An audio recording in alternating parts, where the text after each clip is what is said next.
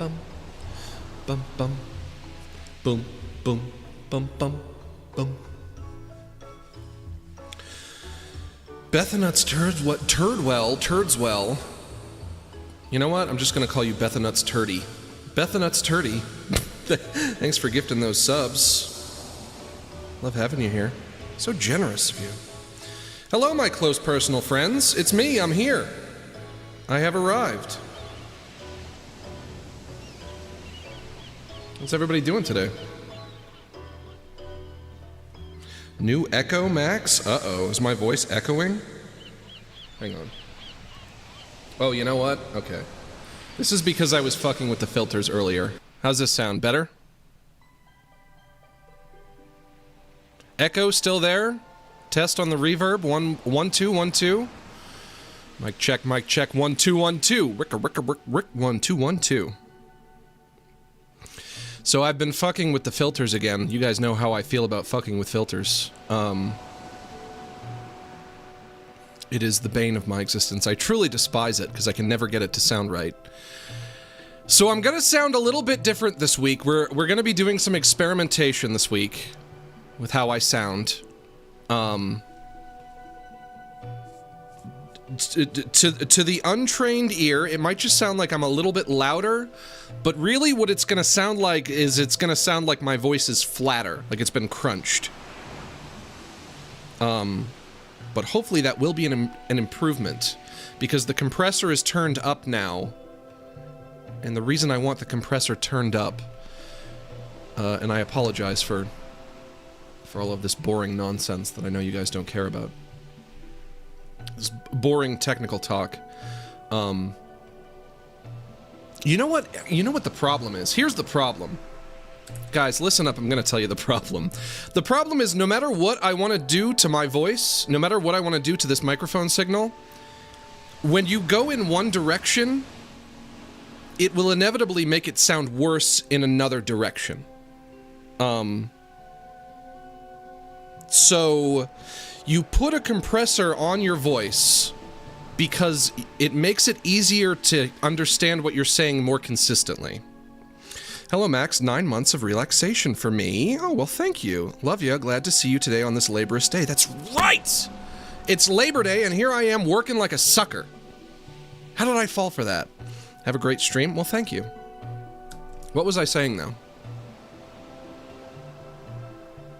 You put the compressor on your voice because it levels out the highs and the lows. So if I say something, if I like mumble something a little quietly to myself, it might be hard for you guys to hear what I'm saying when that happens.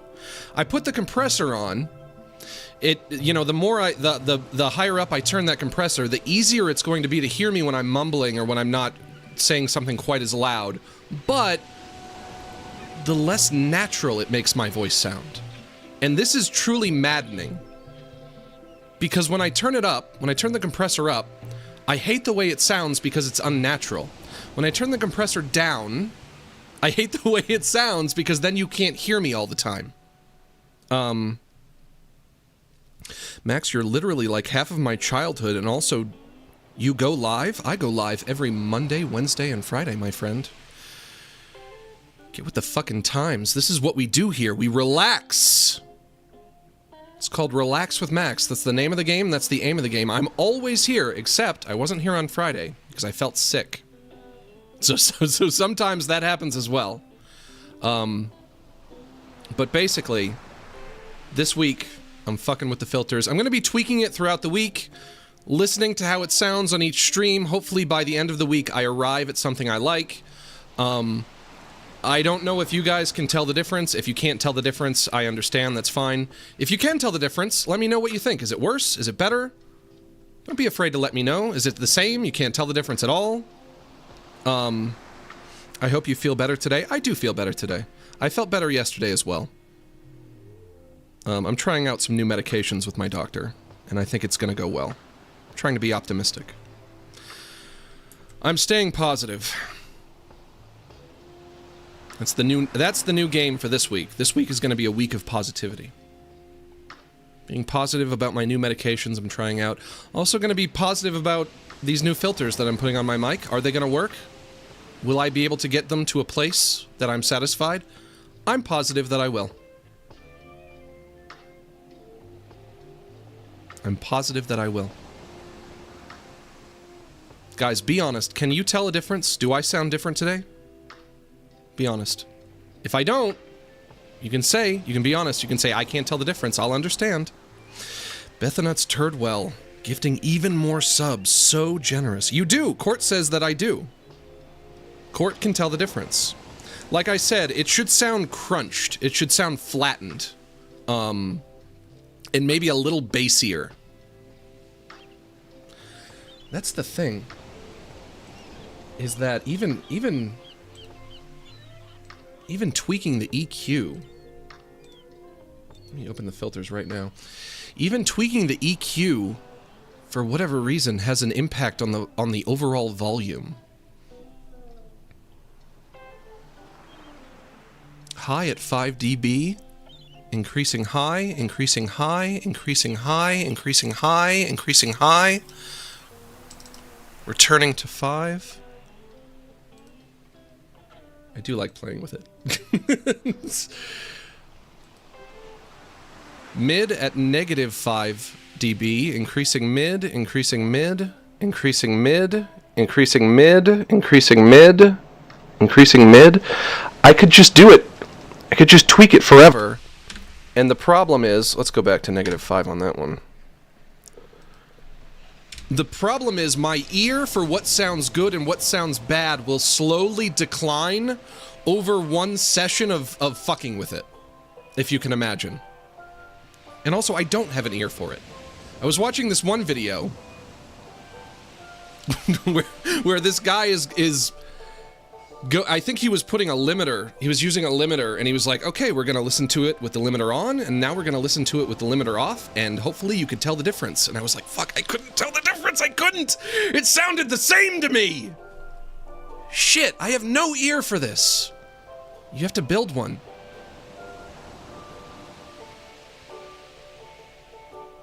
After some time, it just sounds fine to any ear. Yeah, and I guess the difference might be so slight that maybe somebody who doesn't have an ear for it just can't tell the difference at all, but I'm paranoid about it because I'm worried. I'm worried that if somebody drops by the stream, maybe somebody who's never been here before, they'll listen to my voice and they'll think, oh, this guy's microphone sounds terrible. I don't want to watch a streamer with a terrible microphone. And I wouldn't blame them. Who wants that? So naturally, because it's my stream, I have to be paranoid about it. I want only the best for Relax with Max. I think you can understand that. You know, I just want to be, I want to be ambitious. Build an ear with a question mark? Yes, build an ear. Form an ear. Develop an ear. You have to develop an ear. But I'm being positive. I'm staying positive today. Only positive vibes. I am positive that by the end of the week, after I do all the tweaking this week, I will find something that I think I'm satisfied with. I am positive that the new medications I'm trying out will work. I am positive that I will beat Kirby in the Forgotten Land today. I am positive that you guys will send me lots and lots and lots of super chats. And I'll make $1 million from super chats. I am positive that my cat, Wolfo, will not bother me. He will leave me the fuck alone. He will not harass me. He will not torture me. He will spend the whole stream just snoozing away. Where is he? Hey Max, it's Badass. Hey, what's up, Badass? Did you see the Sonic 3 trailer? What did you think? Do you think Keanu might be the ultimate life form? I saw the trailer, but I watched it with the audio off. I just wanted to see the visuals of the trailer. I didn't listen with the sound turned on. Does that count? Does that count as watching it? I'm not sure.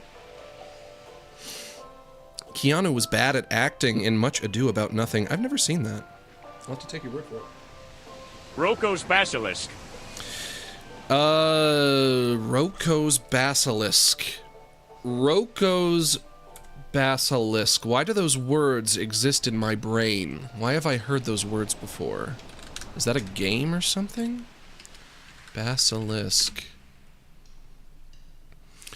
Roko's basilisk is a thought experiment which states that an otherwise benevolent artificial superintelligence, AI in parentheses. You didn't want to hear Shadow Grunt?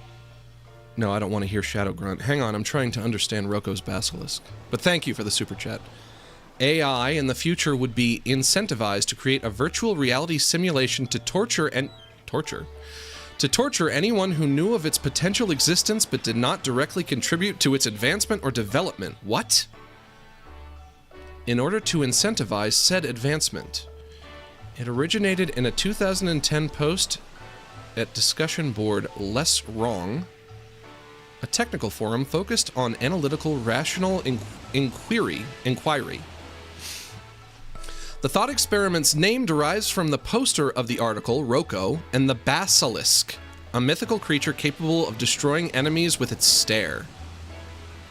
While the theory was initially dismissed as nothing but conjecture or speculation by many Less Wrong users, Less Wrong co-founder Eliezer Yudkowsky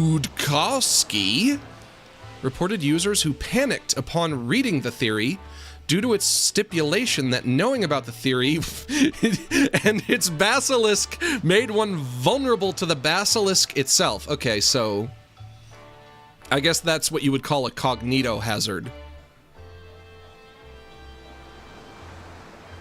So it's the kind of thing that you don't want to know because it's even dangerous to just know it. But what's the danger?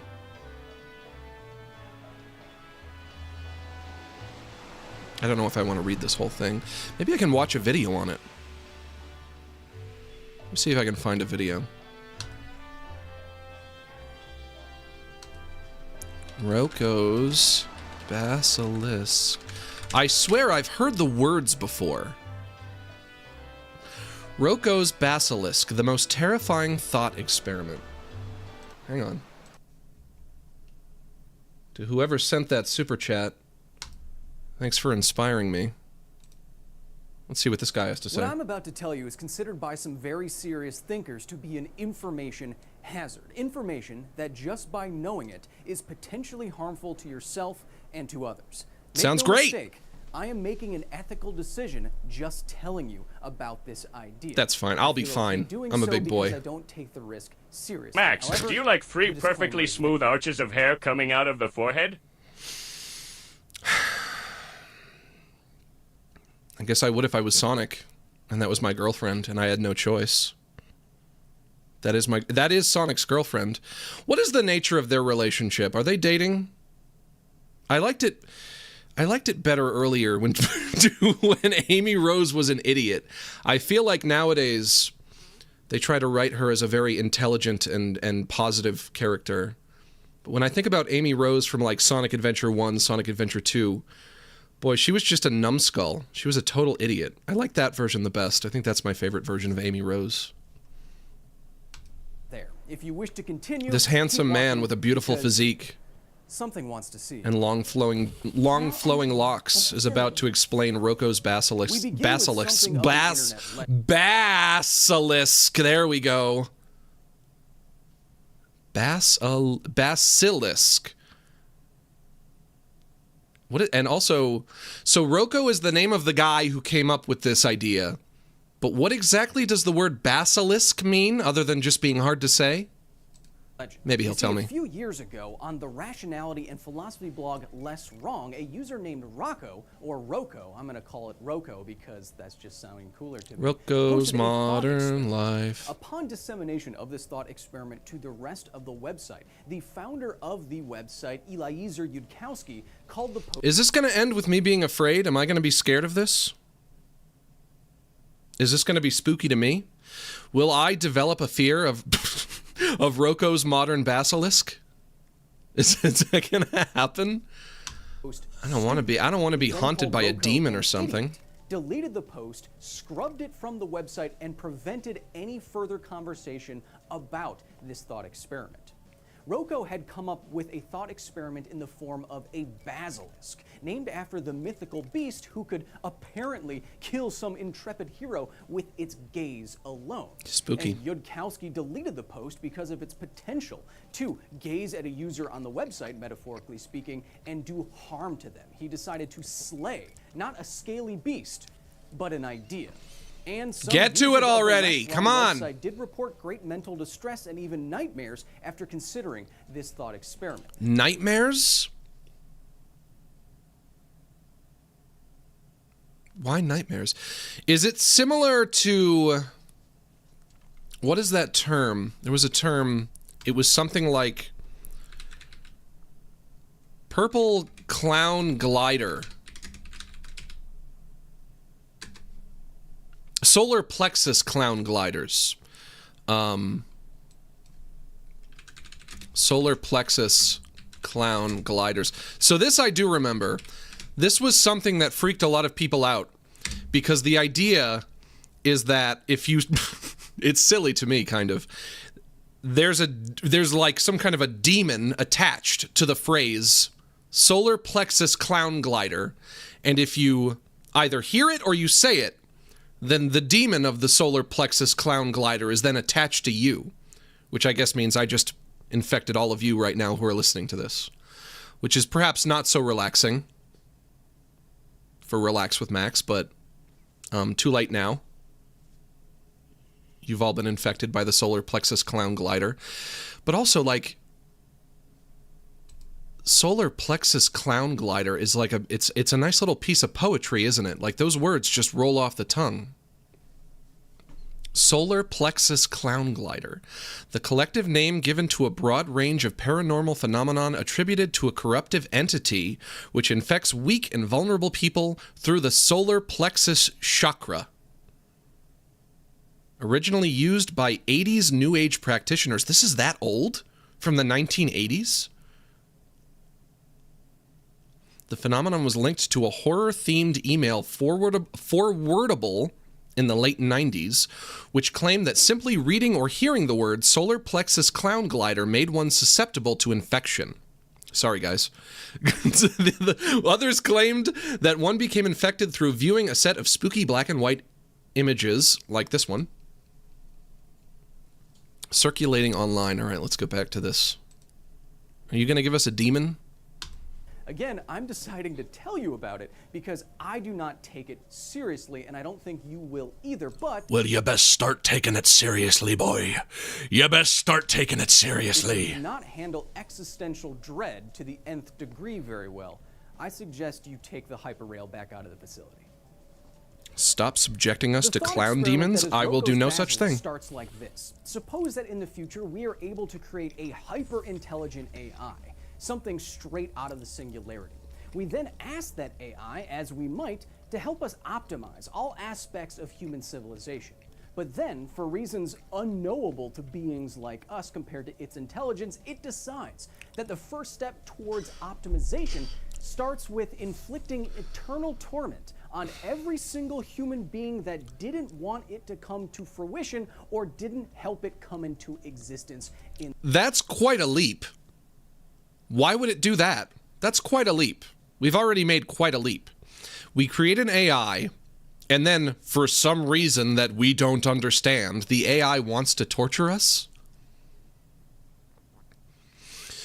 People often attribute a lot of malevolence to AI. They think, you know, when we get some kind of like really, really powerful, intelligent AI, naturally it's going to be very evil. I think what people don't realize about AI is a lot of what we understand about intelligence is more so. It's more so attributable to the fact that the intelligence that we experience as humans is a result of our consciousness being like trapped in our meat and potatoes body. So like if we invent this AI and the AI wants something, to even to like experience the desire to want a thing, I almost feel like that's more of a result of our physical bodies rather than it is just our intelligence. So if we make an AI, we just like tend to think, well, it's going to want to rule us all. It's going to want to be the dominant creature on this planet, or in the very least, it's going to want to preserve itself. Those are all like products of our physical biological body, more so, I think. In the first place, after all, how can you optimize? Maybe it just wouldn't want anything. Why would it want for anything? How would the basilisk know that you did or didn't help it come to pass? I desire Sydney Sweeney. Hey now. Hey now. Sufficiently advanced artificial intelligence could literally simulate all of human history, every single human ever, faster than that. So this basilisk might be able to meaningfully recreate you, every single thought you ever had or will have, and then be confident in its prediction of what you did or didn't do in the past to judge you in the future. Here is where the basilisk really rears its head.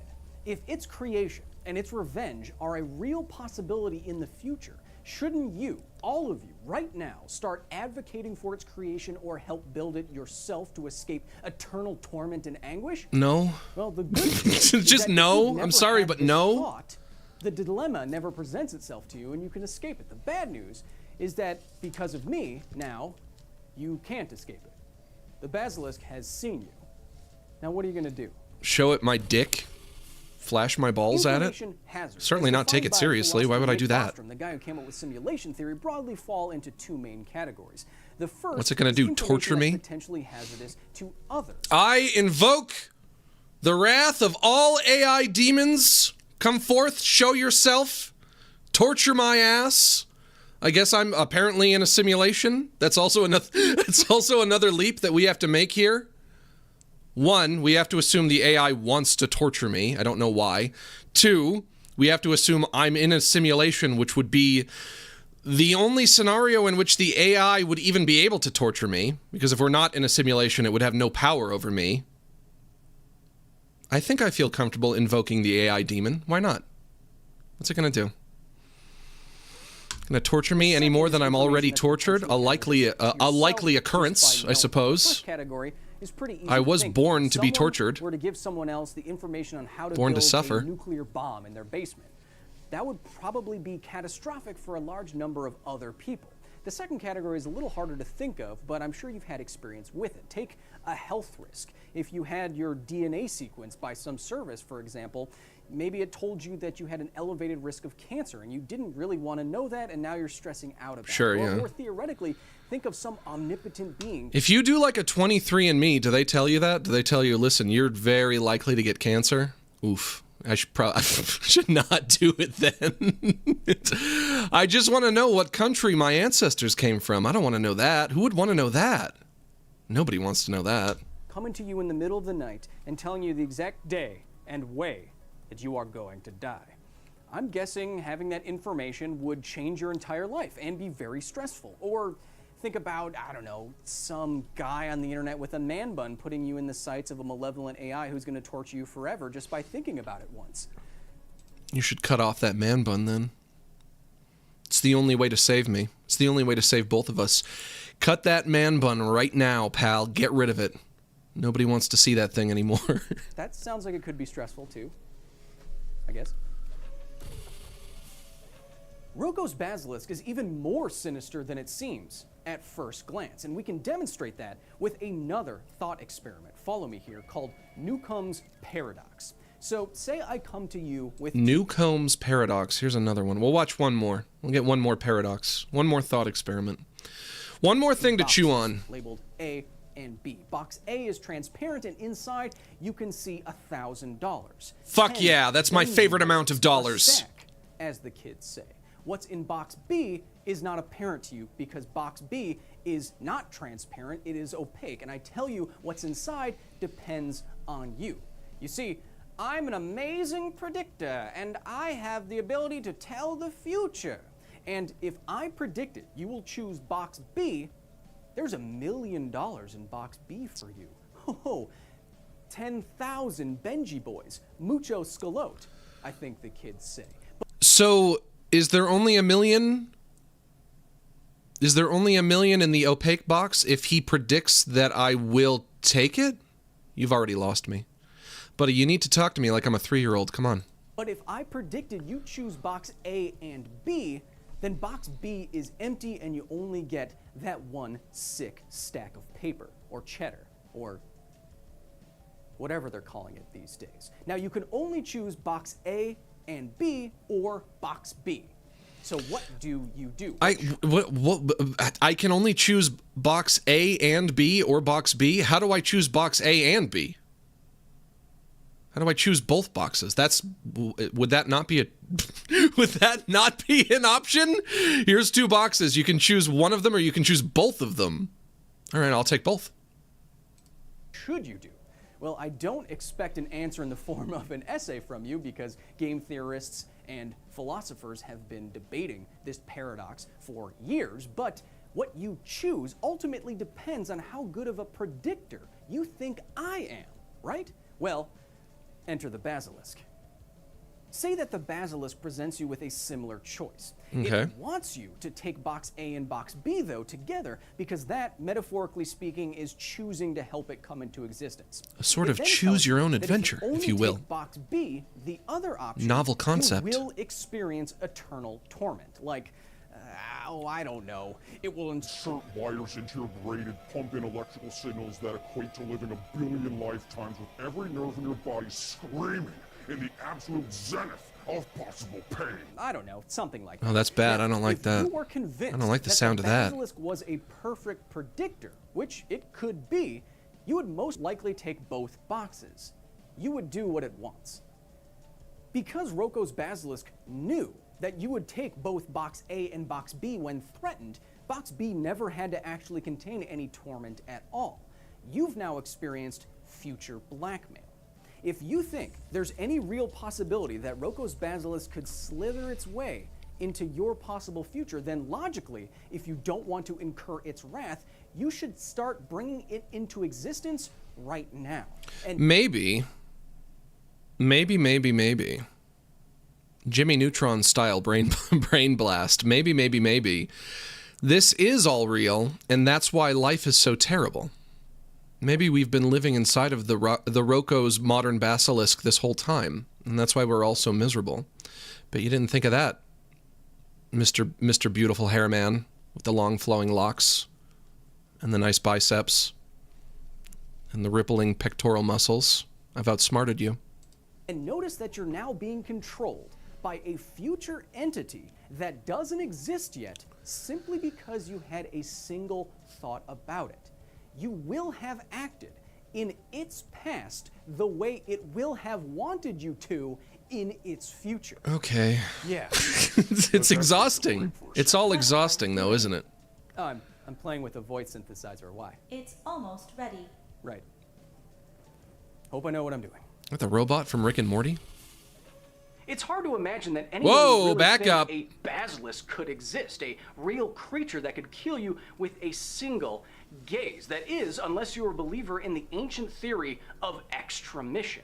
This idea, developed by very smart people like Plato and Ptolemy, said that our eyes don't see stuff by interpreting electrical signals from photons hitting the backs of our eyes. No. We see stuff by sending out eye beams that go and touch stuff and then tell us what they touched. Is that true? People really used to believe that? That's fascinating. That is interesting. So we used to think that our eyes had like a form of radar where they would shoot out a beam and then the beam would return back to our eyes? That's kind of interesting. I know that people used to believe that... They used to believe that there was an element called, I think, phlogiston, and that matter that was easily burned was matter that contained more phlogiston, and that it was the property of phlogiston that it caused things to be burned. So, in fact, can I look that up as well? Easily distractible today. Phlogiston.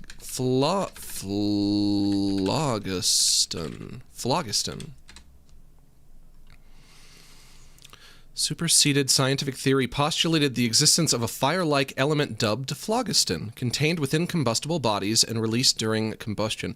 The things that people used to believe before modern science, it's fascinating. There was so much imagination that had to go into coming up with all these weird ideas, because we didn't have microscopes. and other modern tools.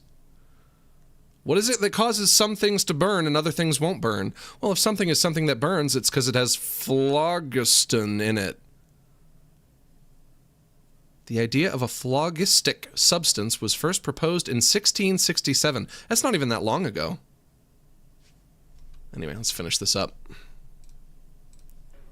They didn't sound like that, but like actual I-beams. It's this idea that led to Sir Thomas Browne in the 1600s musing on how a basilisk might actually work. He said, "It is possible that the visible rays communicate the subtlest of their poison and to a beast a man and infecteth their brain, and then is communicated to the heart." He didn't sound like that either. Is the idea correct? No. But why are you so close to me right now? Talk about mythical beasts and weird accents. Why can't you back up? Yeah. And why did you just make that weird sound? What was that weird moan you just did? I don't like that. Freaking out right now, but just because you're a handsome man, that doesn't mean you'll get away with anything. Not only does thinking about it implicate you in its future wrath, thinking about it makes it more likely to exist in the future in the first place. You see, the more people that think about this thought experiment, the more people might choose to start bringing it into existence, and now it's more likely to exist in the future. Even if it was never going to exist, thinking about it right now as we're doing... Shoot, I'm doing that. Fuck, he's got me. I am thinking. This is why this is often deemed the most terrifying thought experiment. I don't know about that. Virus. I can think of an even spookier thought to think about. What if there was a big nasty monster under your bed, and it came out at night and it nibbled on your toes? Would that not flip your brain upside down? Are you not afraid of the horrible clown in your closet? Take this idea seriously. You can see why Yudkowsky and Les Wrong handled this info. I'm late. Is this guy just describing the game? That's right, the game. We used to have the game. What is the game? When you think about it, you lose. It's so stupid. You can never win. You can never win. It's a game you can't win, but you can lose. How do you lose? You think about it. And then we would troll other people by reminding them about it. We would say, hey, the game. And the other person would be like, oh, shit. I haven't lost in like 4 months. Oh, fuck. I hate when you remind me about the game. When you remind me, I lose. Shoot. This was like a thing from 4chan from like 20 years ago. People used to hate the game. Take it seriously. I do not think we will ever reach this kind of singularity, much less create AI with these kind of capabilities or given an optimization protocol that's similar to this one. And if we all just agree right now that we're not going to bring it into existence, then nothing will happen. Hey, we beat it. We're good. I've already built one of my own. The basilisk has its eyes on you now. Oh, it's creepy. What are you going to do? I smooch it? I mean, wait, no, not that. Haha, don't be ridiculous. Thank you so much to the very nerdy staff at the facility. How are you all doing? I would not smooch a big scary snake. Don't be absurd. Ew, gross. Ew, yuck. And get its pointy little tongue in my mouth? Ew. Let's say our prayer. Max, I heard you like mudkips. Itty bitty baby, itty bitty boat. Those are some references from a million years ago as well. Max, I heard you like mudkips. Itty bitty baby, itty bitty boat. I remember. I remember. Do you know what itty bitty baby, itty bitty boat means? Look it up. You don't want to know. I can't say it. It's nasty. It's a nasty and offensive thing to say. What is that a reference to exactly? I guess just like 4chan culture from like 20 years ago. It's not even funny. Like, it's nothing. That's not funny. The game isn't funny. None of this stuff is clever. We were just all dumb kids back then, really. Really and truly we were. But everybody put a kibosh on the super chats for un momento, por favor. As we say our prayer to our Lord Relaxus. Everybody please bow your heads and clasp your hands. You don't have to close your eyes, but if you feel it helps, go for it. Dear Relaxus, please help to relax us. Help us to sit back, unwind, unstress, decompress, breathe easy, hang loose, cool off, loosen up, and simmer down, as Stick Stickly used to say. Please bless us with mellow moods and chill vibes as we hang out, shoot the shit, and just straight kick it. Give us the strength to ignore politics, drama, and the tragedies of our modern world, and grant us the serenity to forgive those on social media who post things that make us triggered, upset, and emotionally compromised. And as always, help me to wish harmony to those who wish harm on me. Amen. Let's finish off our prayer by doing some square breathing. This is when you inhale and outhale at similar intervals. We're going to breathe in through our nose and out through our mouth, and we're going to do a count of 8. If you can't breathe through your nose, using your mouth is fine, too. Starting off, in through the nose. 1, 2, 3, 4, 5, 6, 7, 8. And out through the mouth. 1, 2, 3, 4, 5, 6, 7, 8. Once more, in through the nose. 1, 2, 3, 4, 5, 6, 7, 8. And out through the mouth. 1, 2, 3, 4, 5, 6, 7, 8.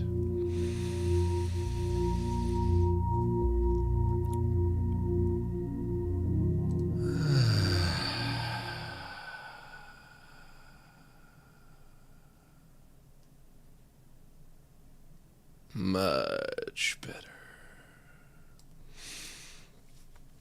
All right, guys, be honest. Everybody be honest. Are you stressed out about Roko's modern basilisk? Are you stressed? Did it bother you? Does it bother you to know that there's a snake somewhere that gets angry if you think about it? I like my abbreviation more than the actual story.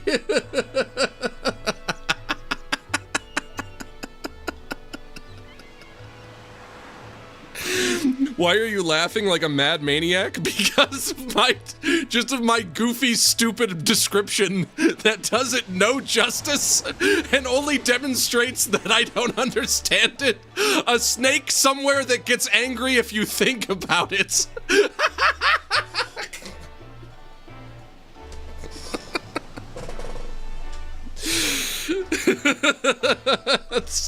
Nobody would ever be afraid of that. Oh my gosh.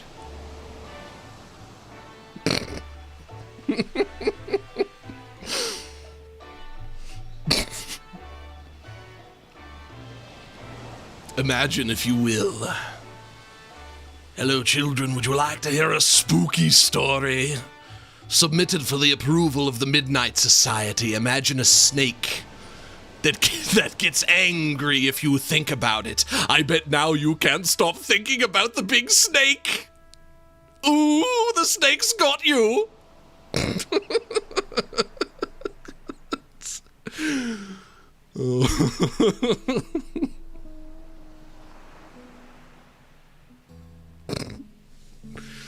Oh my god.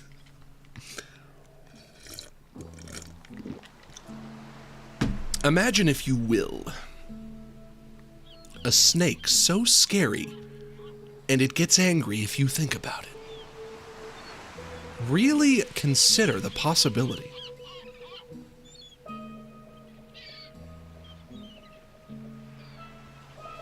Really think about it. Would that be good? Would that be bad? Would you not like the big nasty snake? Like I said, I'll invoke the wrath of the snake. Come and get me. Are you gonna come torture me for 1,000,000 years in a simulation? All right. Come and do it then. What are you waiting for? I'm here. Trying to relax. You know, it's what I do. What if I want a snake? Our mod Zora would take a pet snake, you know. People keep snakes as pets. What's to fear? There's nothing to fear. Actually, that guy right there surfing kind of looks like that dude. He's got the long hair. He's got the nice bod. He's got the chiseled jaw. You know, they say there's nothing to fear but fear itself, and also snakes that get angry when you think about them. The snake is just self-conscious. He doesn't like being the center of attention. He wants to blend in with the crowd, so when you think about him, when you notice him, he's like, no! Leave me alone! I'm introverted. I want to be left alone. I don't want people to think about me.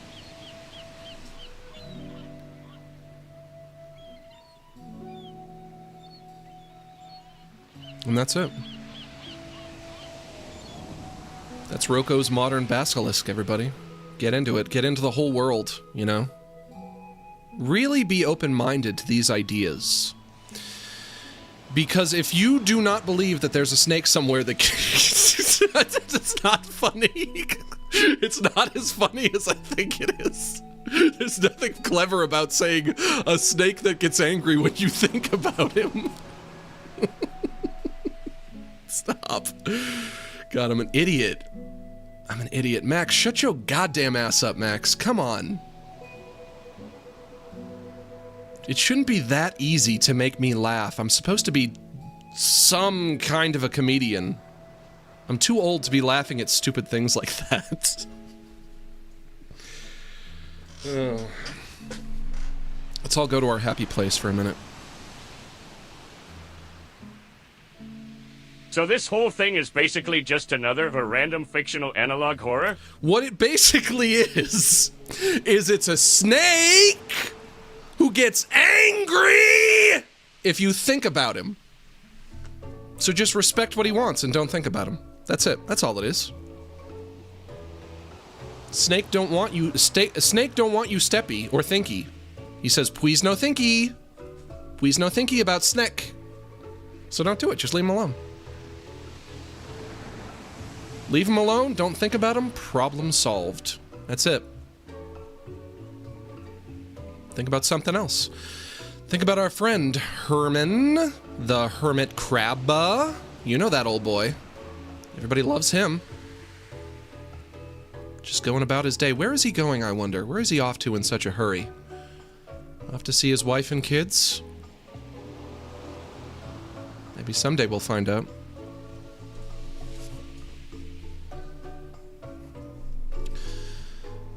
Let me relax for a minute here on this beach.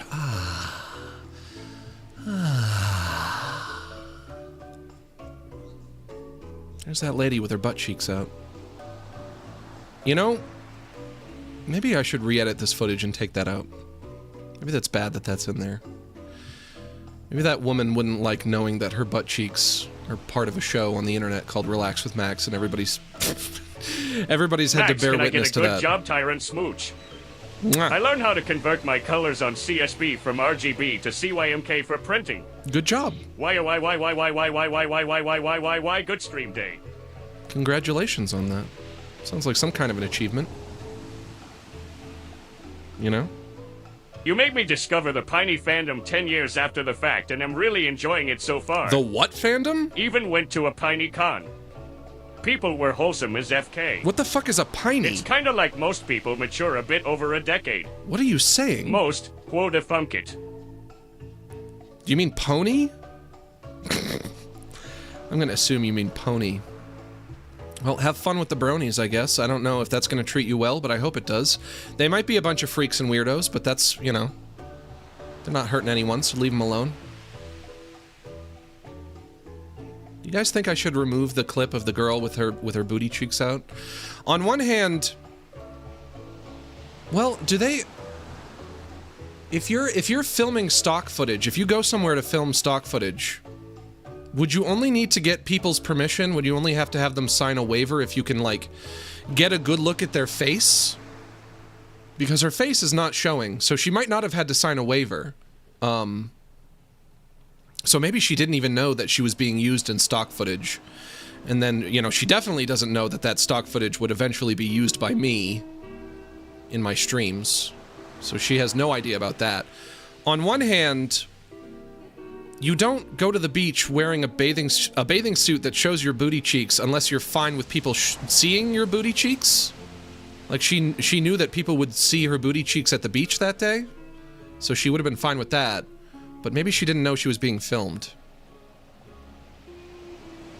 I'm not sure. You know what? Maybe I should just not worry about it. It's probably fine. You should personally find the lady and ask her? Yeah, all I'll have to do is look at every woman's booty cheeks all across the world until I find the right ones.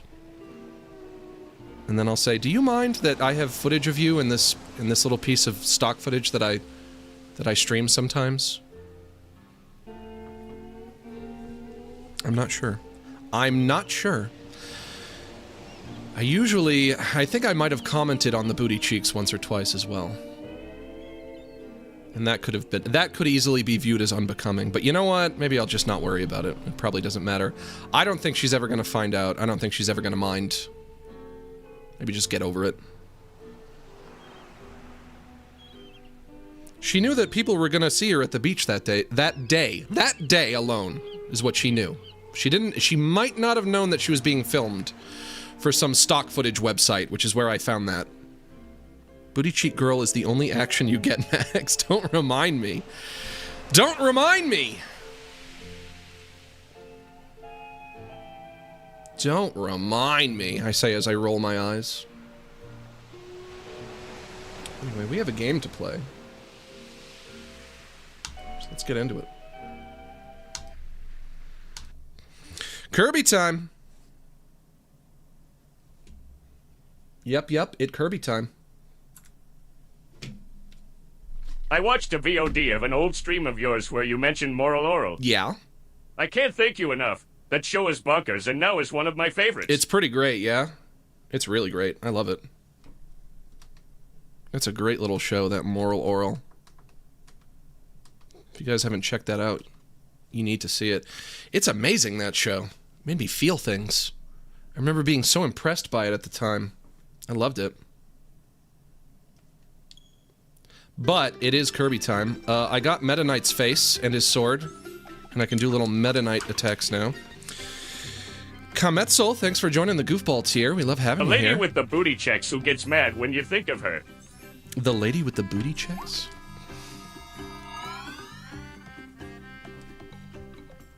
You know what? You got there might be one or two ladies in the audience. I tend to doubt it, but there might be. Ladies, how would you feel if it was an outfit?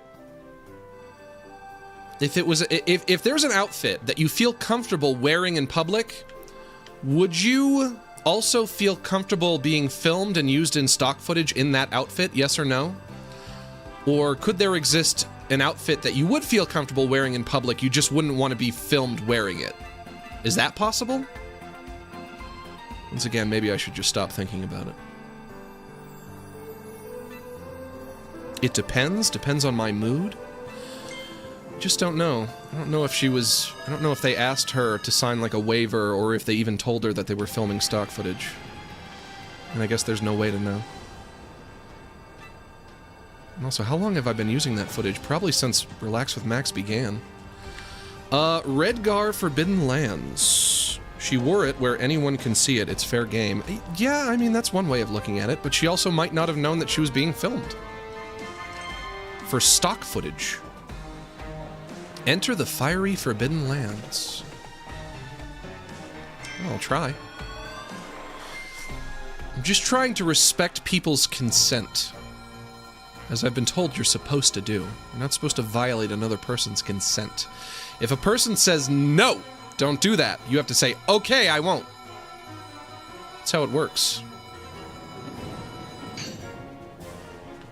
But also, where am I? Are these Forgotten Lands? Bum bum bum bum bum bum bum bum bum.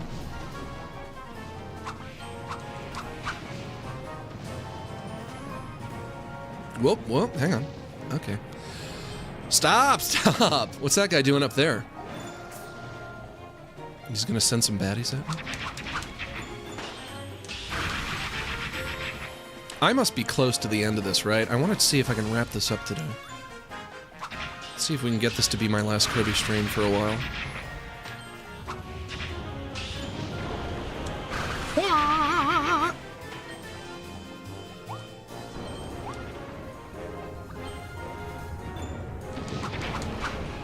those giant meteors, that's like my worst nightmare. I've had nightmares like that.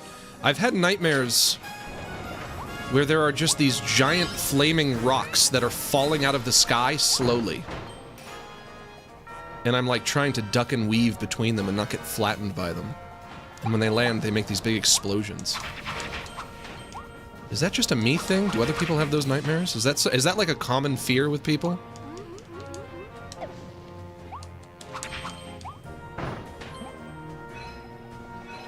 Never had it? I must be weird then. I'm just weird. But of course, I already knew that.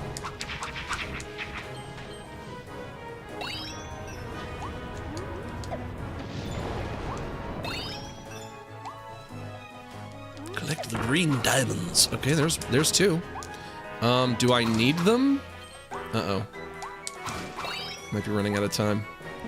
Okay, can't go back. Alright, I guess I'm not getting the green diamonds.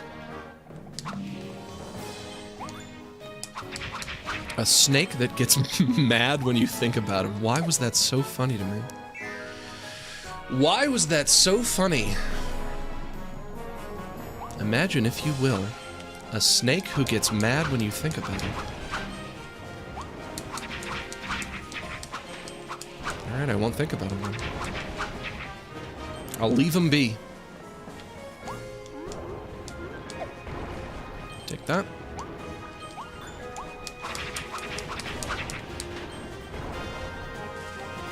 I'm so proud of you, you got this far. Well, it is a Kirby game, so it wasn't too tricky, but, you know, I got here. I'm ready to wrap this up. A little disappointed in the wild cherry mode, or whatever they call it. Game starts. Do you want to play wild cherry mode? Is it fucking wild? Yeah?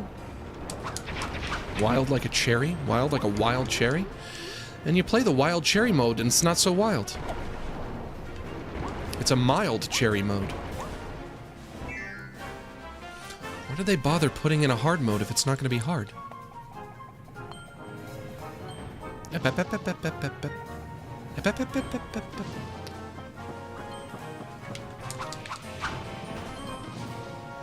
You know, even at this late stage, I think this is a late stage. I think this is towards the end. It's still not really giving me a run for my money. But I'm not complaining. I'm not complaining, because I know that's not Kirby. That's not what Kirby's like. That's never been what Kirby's like. These are accessible games for all ages.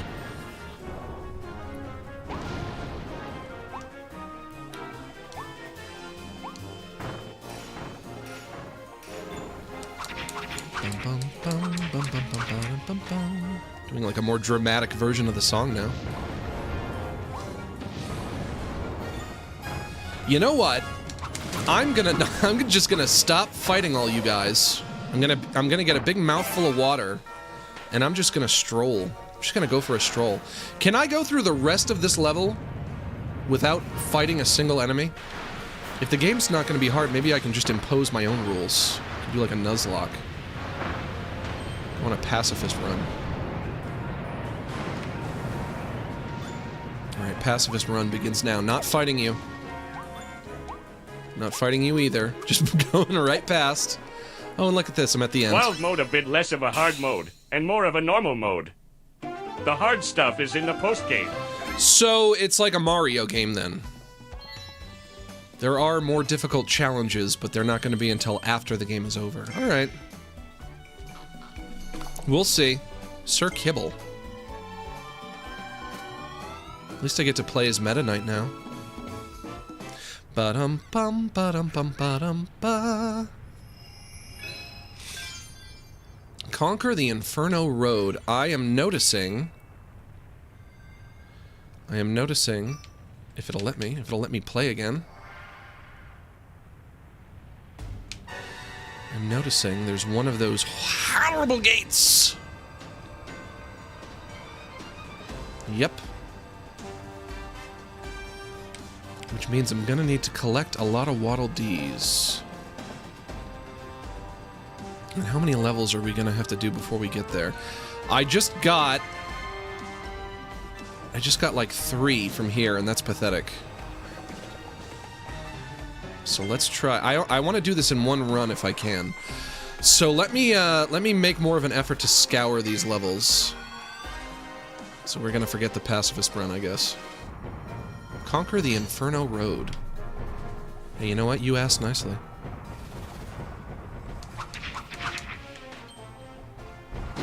Ouch.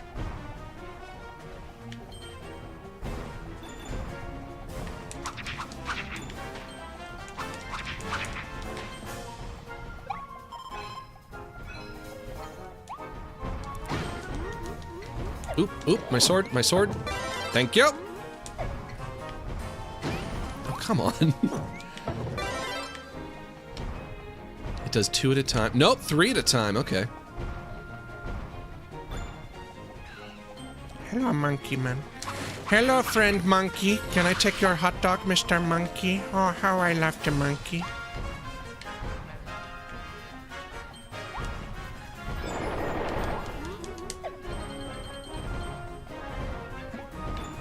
How would Kirby twerk? Are you guys talking about Kirby twerking? Kirby has nothing to twerk. Kirby does not have back, if you know what I mean. Hey, pal, how do I get you out of there? Is there some way I can get you out of there, little guy? I'm trying to collect you. Maybe up here? No, maybe. Maybe I can get to the top and come on down? Can I go into a first-person mode? I can't. There's no button for that. Okay. Buddy, hang tight. I'm gonna see if I can loot back. Ow, ow, ow, ow, ow, ow, ow. Hang on.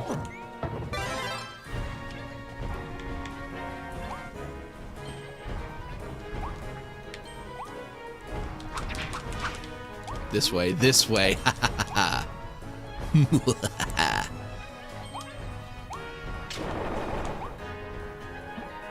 I got you, bud. Mwah.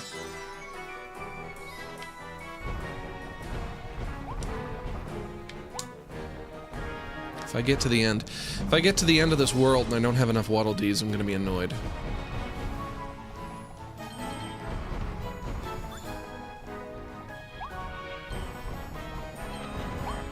What if Kirby ate himself? That sounds like every conversation that I remember having in middle school. What if Kirby could suck up himself? What would he turn into? Would he be a Kirby-powered Kirby, do you think?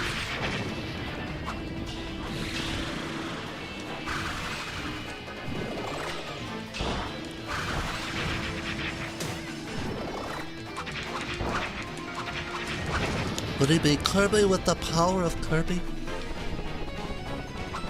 What if Kirby snuck... Never mind. Max, try not to be too edgy, come on. Relax. Max, take it easy. Let's all just relax. Prepare for total whiplash at the end of this game? Well, we'll see. I know that a lot of these games have very nasty final bosses.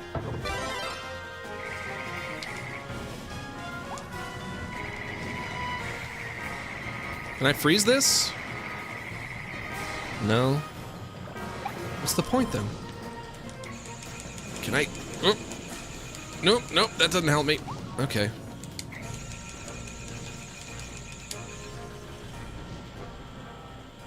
How do I walk on that? I need lava walking ability. I guess I don't have that. Alright, never mind.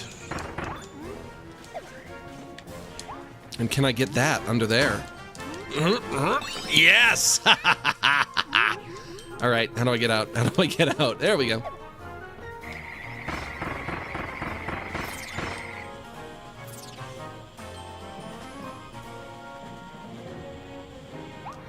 Shoot, this level has a whole alternative path that I can take that I'm not taking. Can I just walk on it? Yes! Oh my god, I'm an idiot. Okay, I'm going back. I'm going back! Can we get one Waddle Dee's nuts? I already made that joke. I made that joke last week. Come on. Get with the times. And it wasn't clever the first time I made it either, but I probably acted like it was. Knowing me, knowing myself.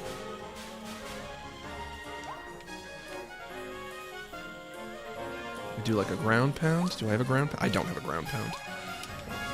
Oh, okay. There we go. Ooh, gotcha, bud. Hey, Max, Hi. can you say quiche? Quiche. You mean like the egg dish? The little egg pie that people make? It's kind of like an omelet, but in pie form, I think. Is that a quiche?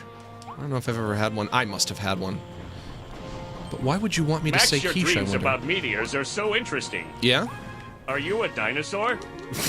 How many calories do you need in a day? Wouldn't happen to be 40,000, would it? No, it'd probably be something like 3,000, I suppose. Is that the dinosaur dream? That's the dream that the dinosaurs have? The dinosaur's worst nightmare is just falling meteors. Yeah, I don't know. If that's not a common dream, I know that there are common dreams that people have. If that's not one of them, then why do I have that dream? Why is that dream unique to me? Another dream that's unique to me, although it's not one I've had in a long, long time. So I used to have reoccurring dreams about driving, like being behind the wheel of a vehicle, and I have no brakes. My brakes aren't working. And so I'm trying to drive with no brakes. It's another one I used to have all the time. Not so much recently. Spit. Blech. Haktua. Blech. Maybe that one is a little more common. Oh, I'm being timed. Boop. Spit that out, hit the button. Button activates this, go over here. Suck this in. Tip this over, running out of time. I just have to wait. Kirby, come on! Pick it up! You're running out of time, you little dope. You little spherical asshole. Come on. I'm not gonna make it now because you fucking dragged your feet. Oh, and he flew away. Can I try this again? Can I attempt this again, please? I did a good job, but Kirby took too long. Kirby's gonna get blamed for it. Let's see if I go out and come back in. I had a gay dream about the A-team. Well, at least you didn't have to fuck the B-team, you know?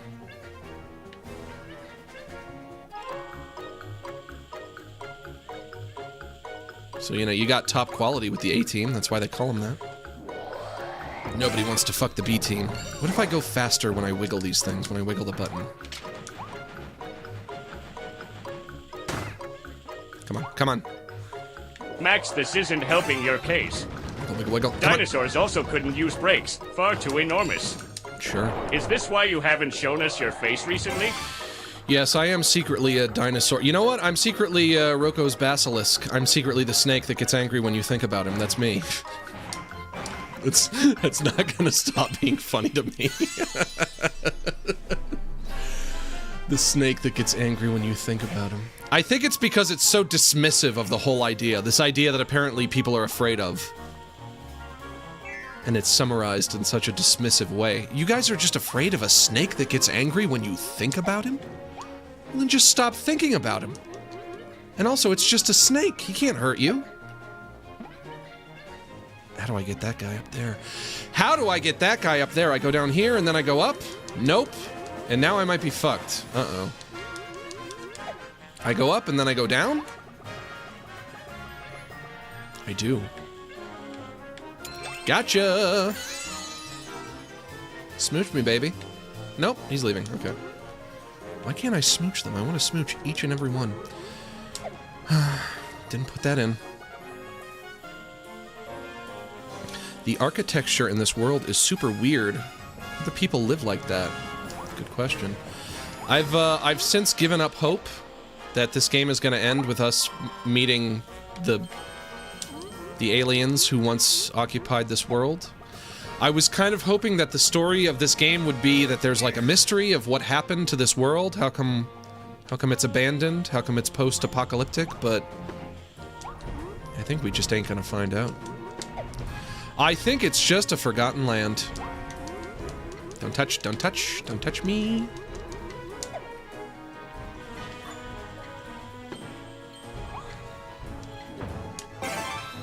And what do I need this for, I wonder?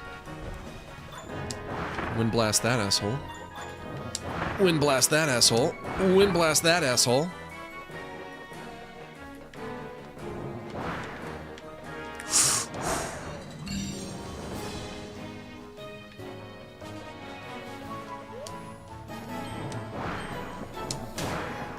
Whoop.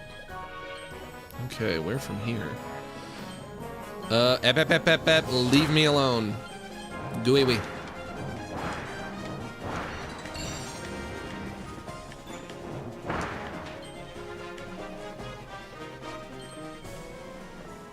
Forward or to the right? Let's try forward. Nothing here. Wrong way. Oops. Okay, to the right it is.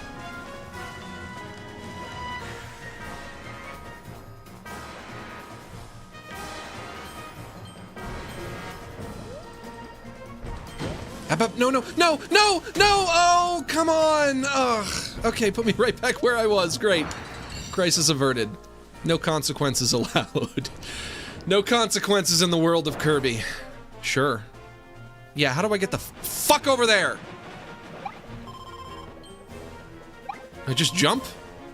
I just take a flying leap? I spit this out? I guess I'll spit this out. I just fall, yeah, okay. Oh, okay. I was supposed to keep this, alright. How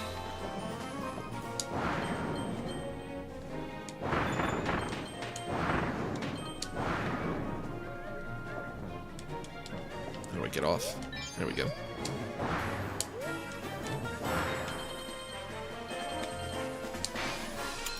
Another one, yes! I got all 5 of them! Fuck yeah, okay.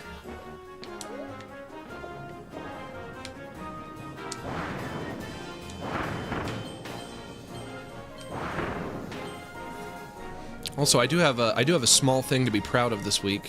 But before I mention what it is, I do want to remind you that it's a conversation relating to my values. And as such, whenever I talk about my values, I want to make sure to remind you that my values are not necessarily your values, and they don't need to be. And I'm not trying to impart my values onto you. What is that over there? Should I go for whatever that is? I think I might need a gun for that. I'll come back later for that. Not trying to sound preachy, not trying to tell you what your values should be. That's up to you to decide, but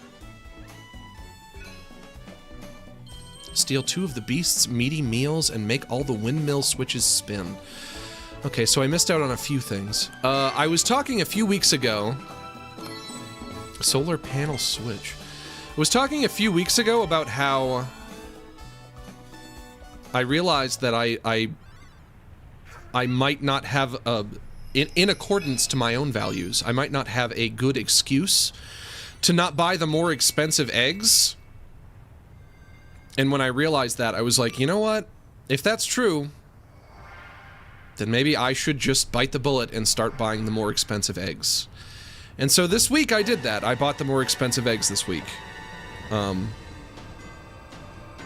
Did you went to church or something? Great grammar, Zora. You're knocking it out of the park with your grammar. Grandmo.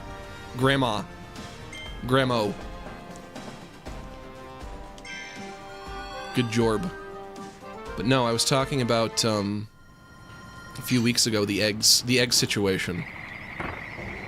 So if you go to the grocery store, there are different options for eggs, for egg prices, right?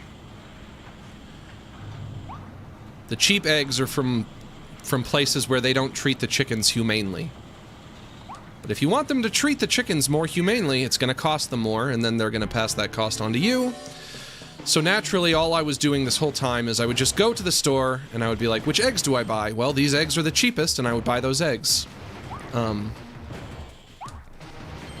at the same time, even though I do understand that animals need to die sometimes for the production of animal products, You know, if you want to take an animal's meat from it, you have to kill it first, obviously.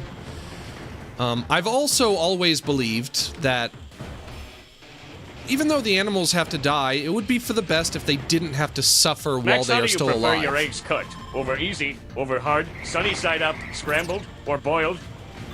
Yeah, that's all the options. Either boiled, kind of like a medium boil, so not a soft boil, because if you soft boil them, they're hard to peel. Either that or an omelet. That's how I usually prepare my eggs.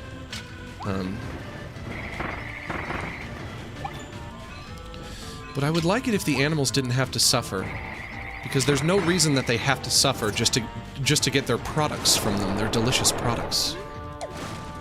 But a lot of times the animals do suffer, and chickens especially. You know, factory farming is like you hear about it and it just sounds so terrible for those poor animals. They're being holocausted. They're literally locked in a Holocaust factory where they're just tortured all day. It's very bad.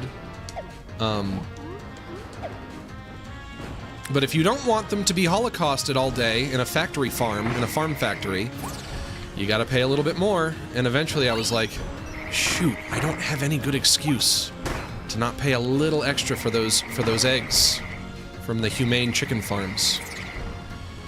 And so now I'm doing that. I'm paying, you know, I don't know what it will amount to, maybe like $10 extra a month. That's what I'm doing now. I bit the bullet on that.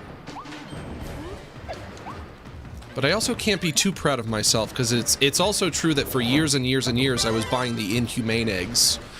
So I have a lot to atone for, naturally. What did I get? What do I open? Oh, baby. Baby Waddle Dee. But also, if you guys are still buying the cheap chicken eggs, I don't think any less of you. These are my values alone. But I couldn't justify it any longer. I want the eggs from the farms where the chickens are happy, just doing their thing, just clucking all day. Out in the field, or whatever it is that they do.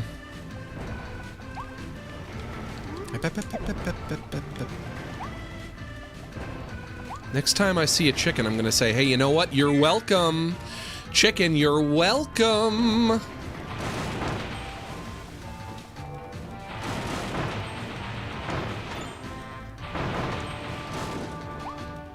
I'd be very curious to know if chickens have unique personalities.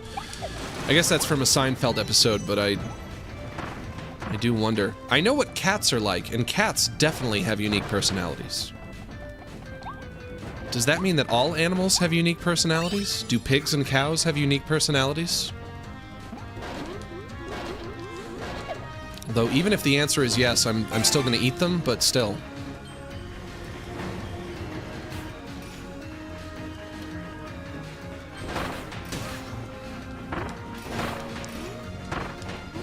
Why did it give me this stupid ability?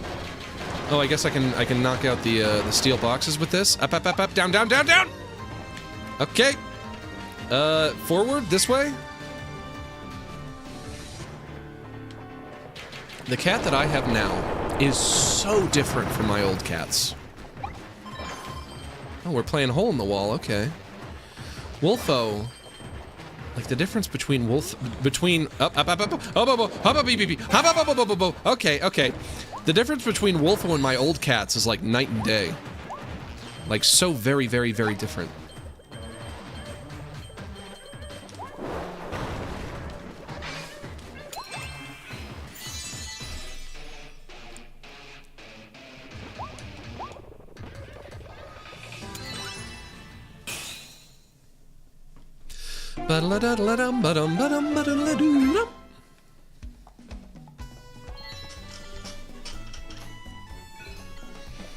Max, you missed an area? Well, I'm sorry. I got an area over here that you missed. Shut up. Shut up. Never mind. Drill, burrow underground with your mighty drill. You can use this to dodge enemy attacks. If you dig in certain spots, you might be able to sneak into off-limits areas. Heh.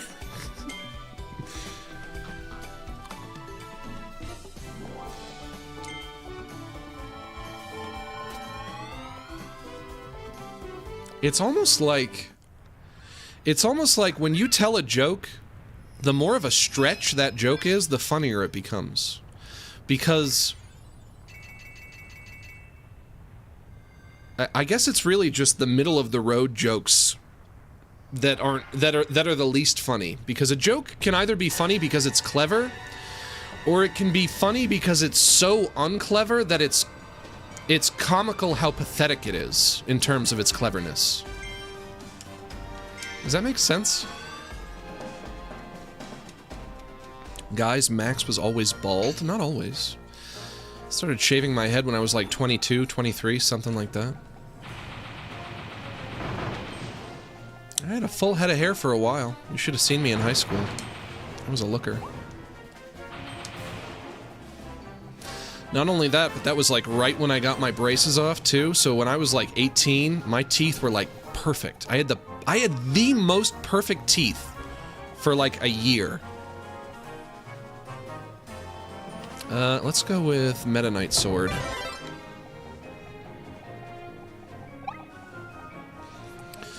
Am I about to fight someone? A big nasty Goromandu? Is that you? You're back? I'm gonna fight you again? Is it gonna be the same? Is it gonna be different? Goromandu's back, baby. Alright, not too impressive so far. Goromandu, show me something new. I don't want to just fight you again and it's just the same. Come on. Oh, you're pathetic.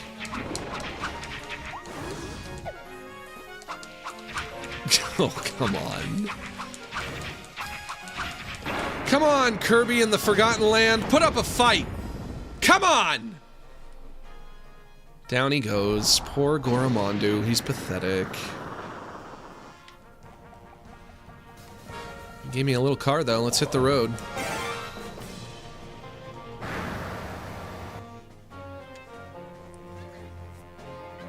Oh, there's a guy up there. And am I being timed? Yes. I can get him. I can get him. Watch what I do. Let me cook. Let me cook.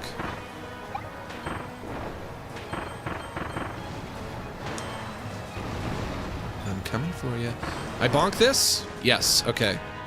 Almost, almost. Gotcha. Told you. I told you, let me cook.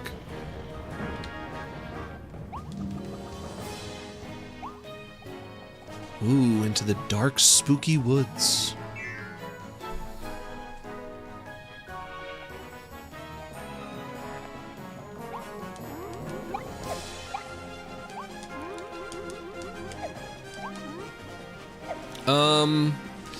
Probably another boss to fight. I'm gonna keep this. Ooh. Gachapon capsule. I'm gonna keep my, my Meta Knight sword for now. Might be a little OP. Silly Dillo again. I remember you. And your and your weird real doll girlfriend that you made of your own creation. That's his wife. It's his stuffed wife that he created. Stop! Stop! Okay, okay, fine. Shoot, stop! Okay, I have to start trying. I have to lock in. I complained about the game being too easy, now I have to lock in.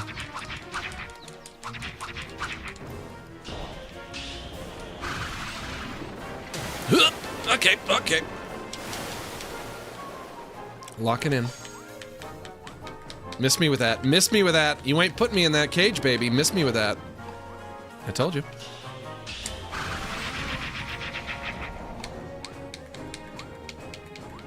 God, he's so goofy. You so goofy. You got big googly eyes.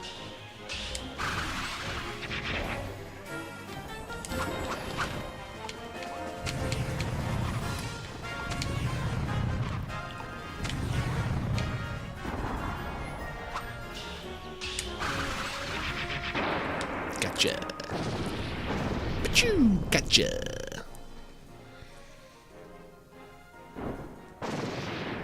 Sorry, silly Dillo. Sorry. And not only that, not only am I gonna murder you, I'm gonna take your money too. Or, oh, your Waddle Dee. I found him.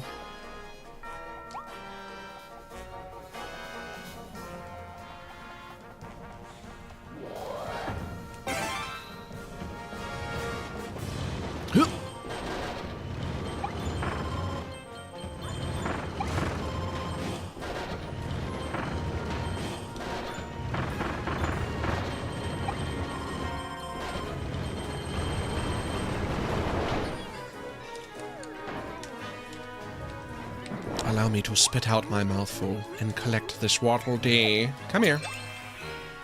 Mwah. I've been craving a calzone. You guys talking about calzones? I gotta be honest, I'm not a fan of the calzone.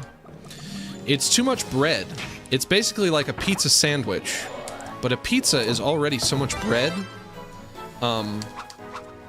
I don't know if I've ever had a good calzone in my life. They're always kind of like slightly disappointing for me.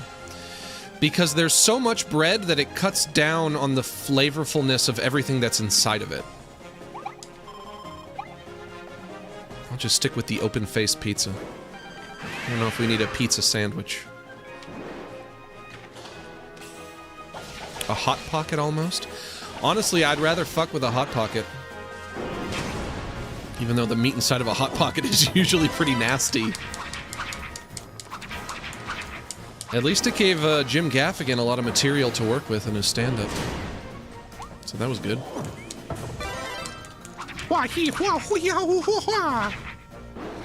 In Kirby lore, there are ancients. One side of them use magic and the other side use tech. The tech ones have lived in this world. Okay. But I mean, do we get that lore in this game? Because we should. Honestly, all I'm really asking for, although it might be a lofty ask from Nintendo, all I'm asking for is that the game has a story, but it doesn't really, does it?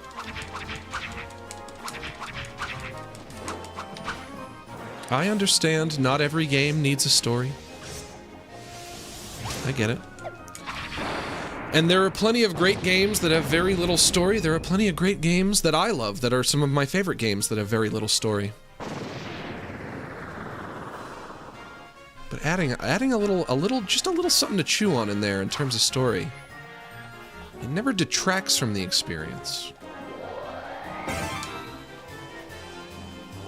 You know, like, what is the story of a game like Mike Tyson's Punch-Out? The story is just you are boxer, you fight other boxer. Like, there's nothing there, really. There are no twists, there are no turns, there's no setup, you don't get to learn about what Little Mac is like. You don't really get a feel of his personality. And the game does not suffer because of it. Because it's still a game that I really, really love.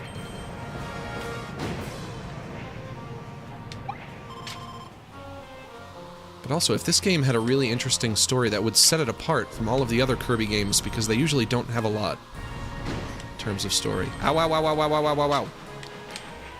Alright, let me off. If you tell me you're making a Kirby game, and the basic premise is he is exploring in this game kind of like a dead, forgotten world, a post-apocalyptic world. So you see all these big skyscrapers, and they're overrun with vegetation. You know, you get to explore an old abandoned mall. My first question is going to be, okay, what happened? That's a perfect setup for a story. But there is nothing other than that. It's just the premise, and that's it. That's what. It's also where it ends. It's where it starts. It's where it ends. But to me, it sounds like a mystery. A mystery is afoot. Dome Mouth Kirby. Kirby gained the mysterious mouthful mode ability after he flew through that vortex. Now he can stuff an entire dome into his mouth. Wrap around one of these, then twist until it pops open. Think there's anything good inside? Only one way to find out. Let's get the fuck out of here.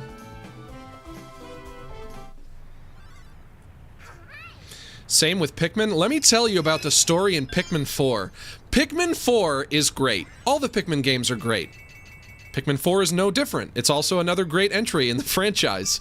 I don't think I've ever played a game with a story more frustrating than the story in Pikmin 4. Max, genuine question. Yes! What did you think about college?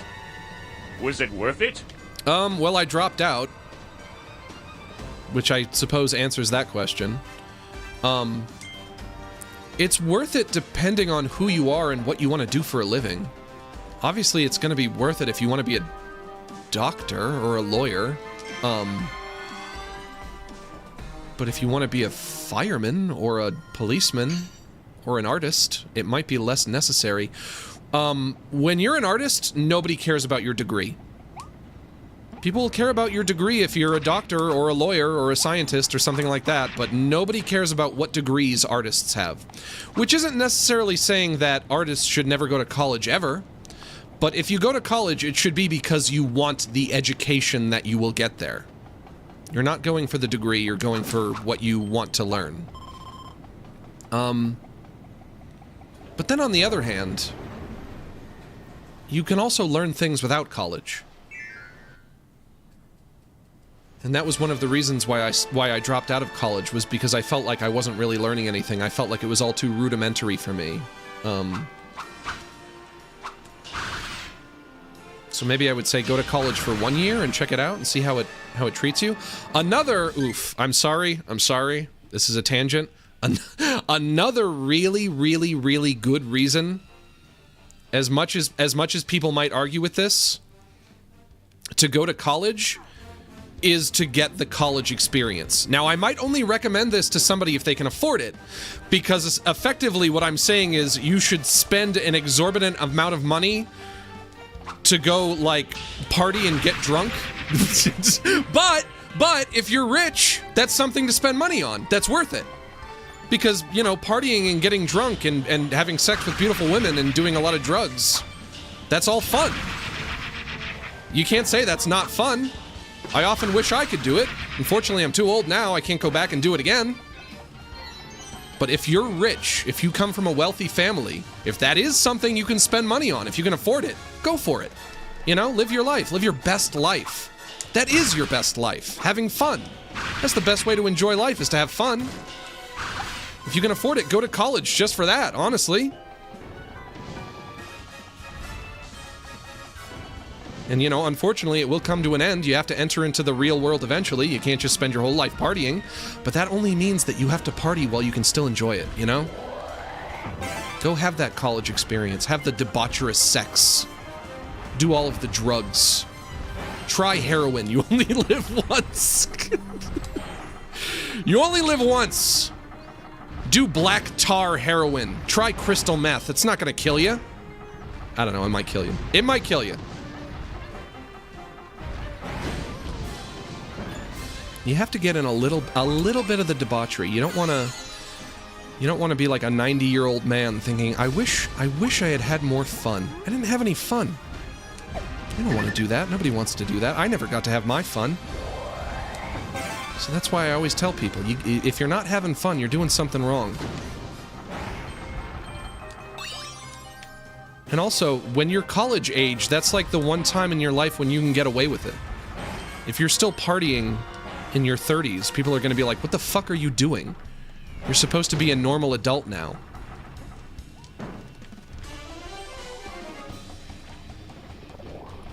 Okay, Stamper. Is that something that Stamper said?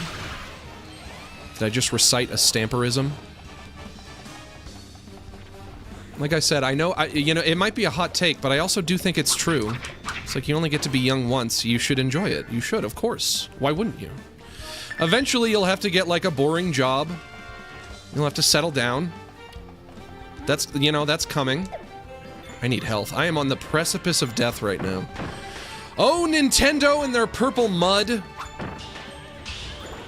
I was watching a trailer for that new Zelda game that's coming out. What's it called? Echoes of Wisdom? The one where you play as Zelda?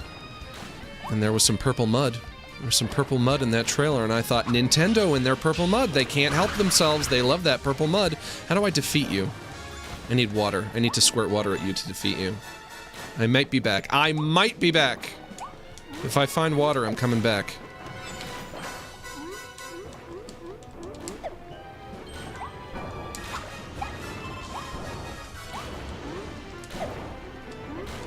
But also, like I said, if you want to go to college to have the college experience, that's probably something you should only do if you can afford it. If you are, you know, if you're like the rest of us, you weren't born with a silver spoon in your mouth. At that point, you should probably only go if A, you want a degree, or B, you really, really need to learn something.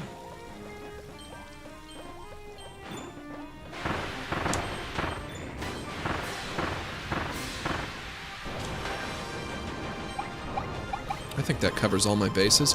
I don't think that's too crazy.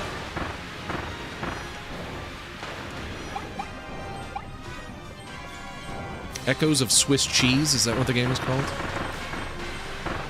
Man, I never thought I would reach the point where they're announcing a new Zelda game and I just don't care. I'm not excited for it. Not even that I think it looks bad. Because I don't necessarily know if it's going to be bad. It might be great, but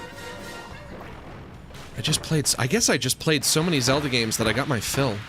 I've played like all of them. I've played like each and every one of them. I guess except for the CDI games. I am just not excited about Zelda like I used to be when I was a kid. Used to be like my favorite franchise. I don't know what happened.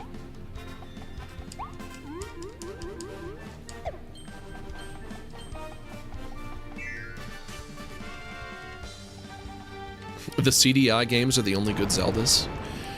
Sure. Maybe. Gulp. Let me get a mouthful of this.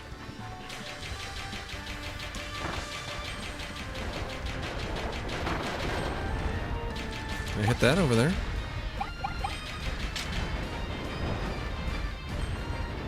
Whoa, whoa, whoa, whoa, whoa, whoa. Okay, right here, right here.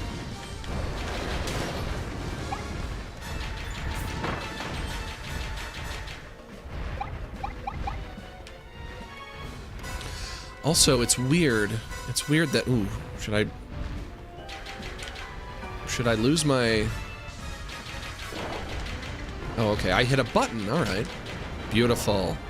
It's weird that I'm this late in the game and I still don't know who the antagonist is.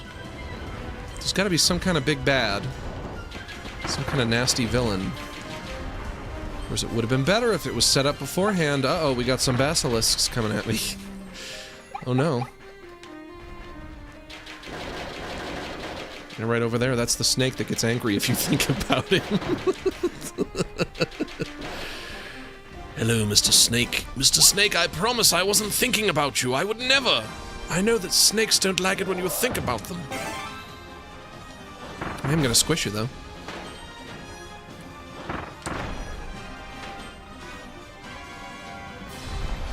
Ow, ow, ow, ow, ow, ow, ow, ow. Spit, spit, spit, spit! Okay, we're good.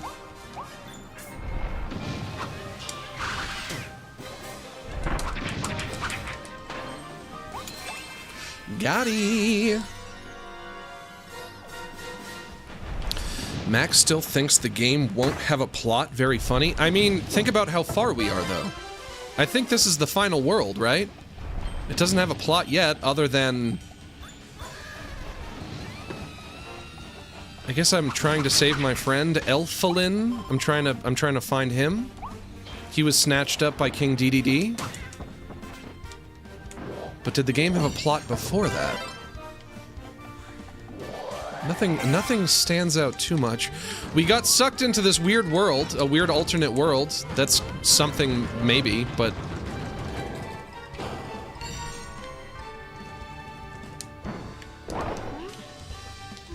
Let's get out of here. Let's get the fuck out of here. Uh-oh. Boss fight?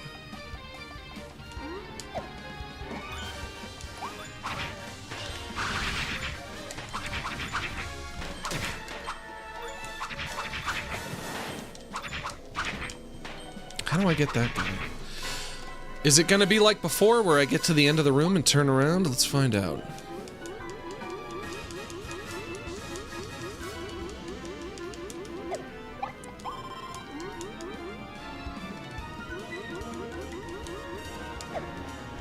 Oh my gosh, I have a sunburn.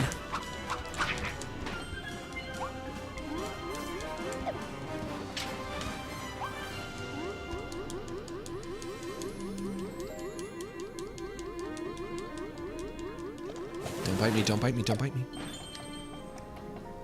Stop, stop, stop! I looked down for 1 minute, stop! Stop, don't, no. Yep, get to the end, turn around.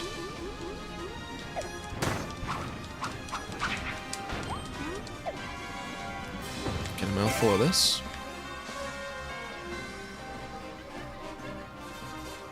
Chat summary says we're discussing single men. Well, are you? That could be an interesting conversation. What interesting observations do we have about single men? Observation number 1, they're handsome. Observation number 2. Kirby is a single man. He's not in a committed relationship. He must be. Kirby is an eligible bachelor.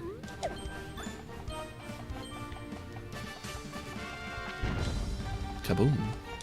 I came in through here. Do I want to just go back through here? This is the way I came in, yeah? Is he even a man? It is the way I came in. Oh, new path open, maybe? Yes. Kirby is he male? Is Kirby male? Does he have reproductive organs? He also... I guess if we want to say that, you know, if we want to conceptualize sex and gender as being different, I guess he wouldn't have gender either. He doesn't have a masculine or feminine aesthetic. Maybe a little bit of a feminine aesthetic because he's pink. But that's barely anything, really. Men can wear pink too, I guess. Kirby, you're giving me nothing to work with. What are you? You're not mask, you're not femme. You're not male, you're not female. You got no dick, you got no balls, you got no boobs. You got no brain. What do I do? What do I do? I do that? Okay, I do that. He's got nothing. Kirby is so unsexy. Whoops, what happened? Oh, trying again. Oh, I died. That's the first time I've died. Alright. We like to see that. You know, wild cherry mode or whatever it's called. Making itself worth its salt. That's good. Oh, again. Alright, come on.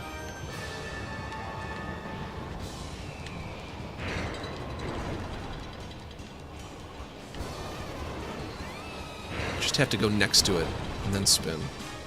Just have to be near it. Ow, ow, ow, ow, ow, ow, ow, ow, ow, out of my way. Yeah, okay, I got you now. I get it. I got it. I figured it out. I figured it out.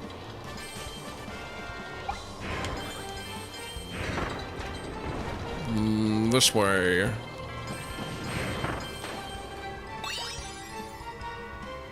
Gotcha, pal. I can't wait to open that at the end of the level.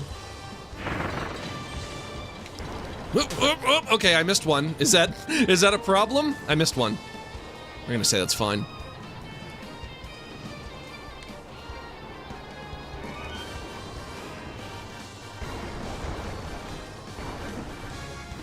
Perfect 2-point landing.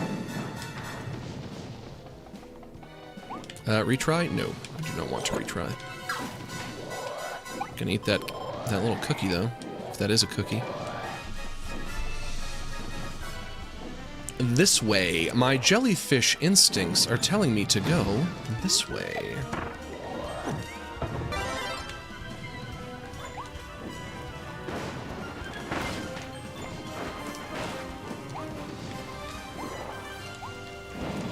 Can I drill this? No, I can't. I need cone for that. I need cone mouthful for that. There's a cone.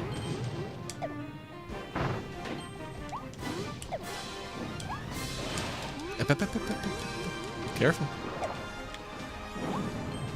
You get a mouthful of this cone over here.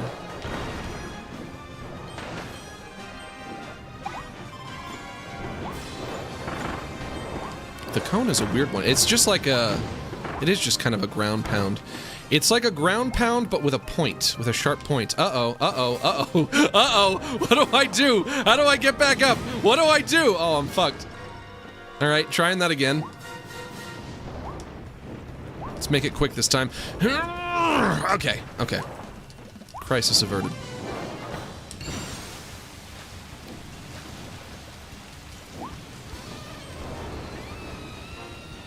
One, two, three, jump!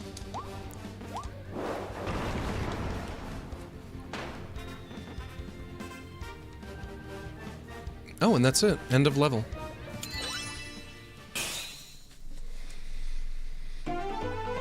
Ba-dum-ba-doodle-doo-dum. Good job, Kirby. You pulled it out. Kirby pulling it out yet again. Cleared in wild mode. That's what it's called. It's called wild mode. What do I got? Warp Star. Alright, I think I already have one of those. Fleur Tornado. Grace, elegance, beauty, and brutal attacks. Pull your enemies into a flurry of feathers and turn battles into sophisticated ballets. Ow! Hurts almost as much as a pointy shoe. As pointy shoes. Alright.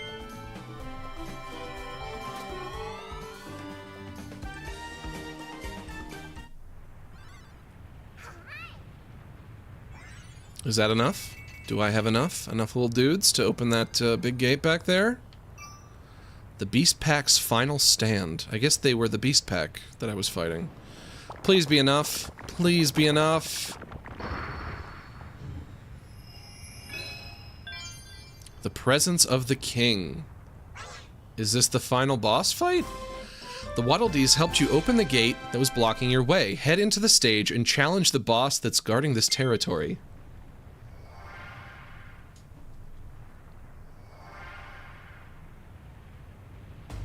The Waddle Dees are pretty cute. I would agree. And plus, you get to make a Waddle Dees nuts joke.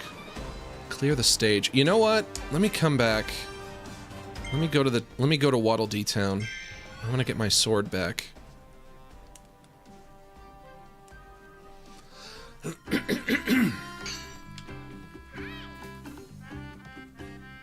Ooh, what's that? The 180 Waddle Dees you've saved work together to rebuild the games booth. You can now play Tilt and Roll Kirby. What could that be, I wonder? Would it be fun?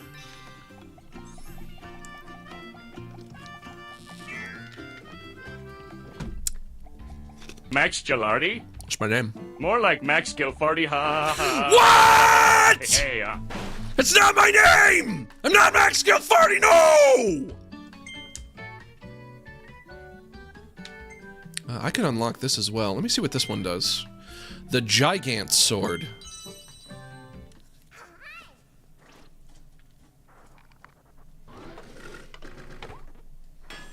Bing bong bong, bing bong, ding dong dong dong donk. Max Gilfardi, he says. Wow, you're up all night thinking of that one? Sword ability has evolved into Gigant Sword. This evolution will allow you to enter the portal for the Gigant Sword treasure in Original Wasteland. Go try it out? Okay, I'm not sure what you're talking about, but... Ha! Ha! Ha! Should I fight the final boss with this? Ooh, that feels good. Yeah, why not? Max Gilfardi.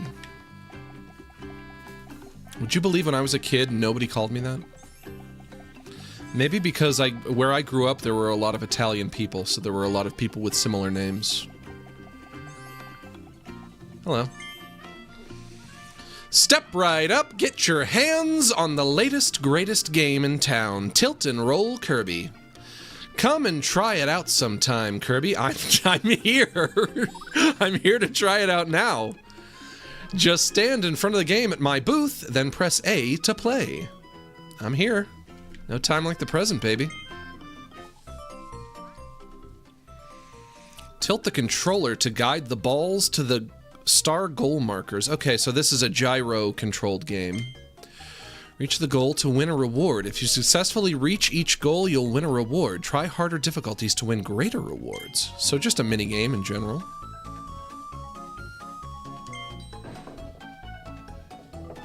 Oh, this is nothing. Oh, I can absolutely own at this.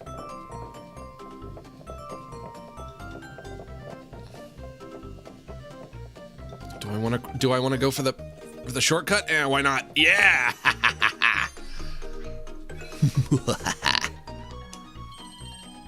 Give me another. Give me another, baby. Nope, this is the same one again. Is there like another, is there a second puzzle I can try? Is it just the one? It can't be just the one. Oh, it can't be.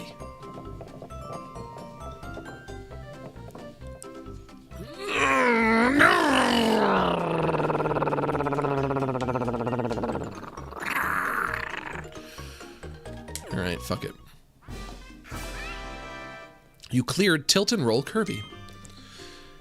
Just one, huh? Oh, there we go. You're pretty good at this game, Kirby. Kirby, you pretty good. I've added a new difficulty for you. Give it a try. Press A to play. Now I have 2 Kirby. What the scallop? Do I just have to get one of them there? Does it matter? What the scallop? Oh, both of them. Ooh, okay. This is gonna take a mighty effort then.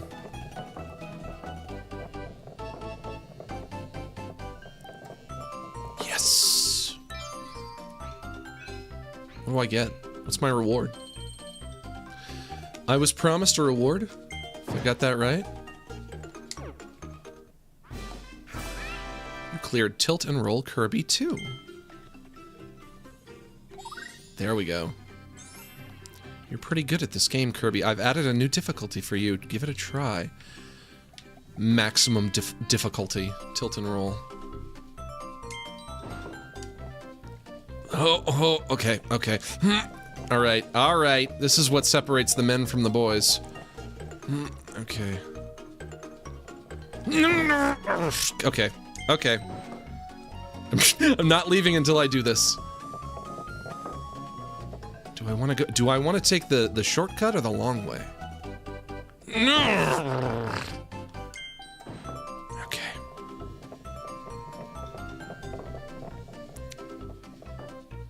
Got one more question for you, Max. No, you fucked me up! Who do you think is the funniest Simpsons character? McGarnagle. McGarnagle. If I say McGarnagle, do you know who McGarnagle is? I was laughing at McGarnagle last night, in fact.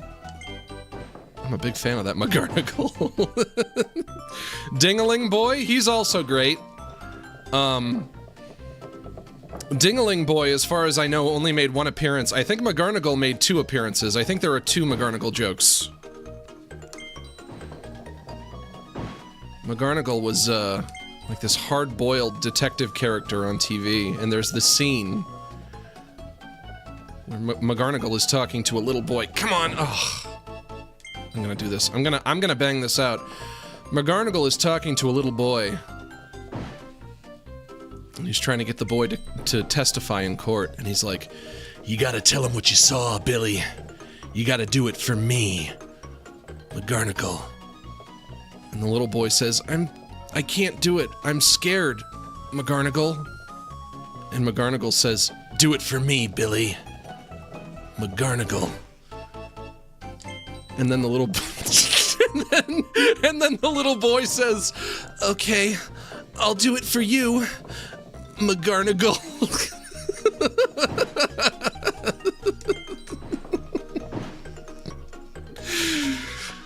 The joke is that they're saying McGarnagle over and over again. Joke is they say McGarnagle. Also, things didn't turn out so well for little Billy. He died. They slit his throat ear to ear. Look up McGarnagle on YouTube if you want to watch the funniest McGarnagle clips. Okay, almost there. Ugh! Shoot! God, I was almost there. Hey Max, it's me again. Obviously, you're not gonna remember me. I just wanted to say thanks for reading my chat. One of your streams. It may not be much, but it really made my day. Thank you. Well, you're welcome, friend. Thank you for joining us. Thank you for being in my chat. I always appreciate that. Okay, I have to lock in. How do I reset the fucking tilt? It's all fucked up. The gyro's fucked up now. Hang on. There we go. Okay, let's try this again. You gotta tell him what you saw, Billy. You gotta tell him what you saw.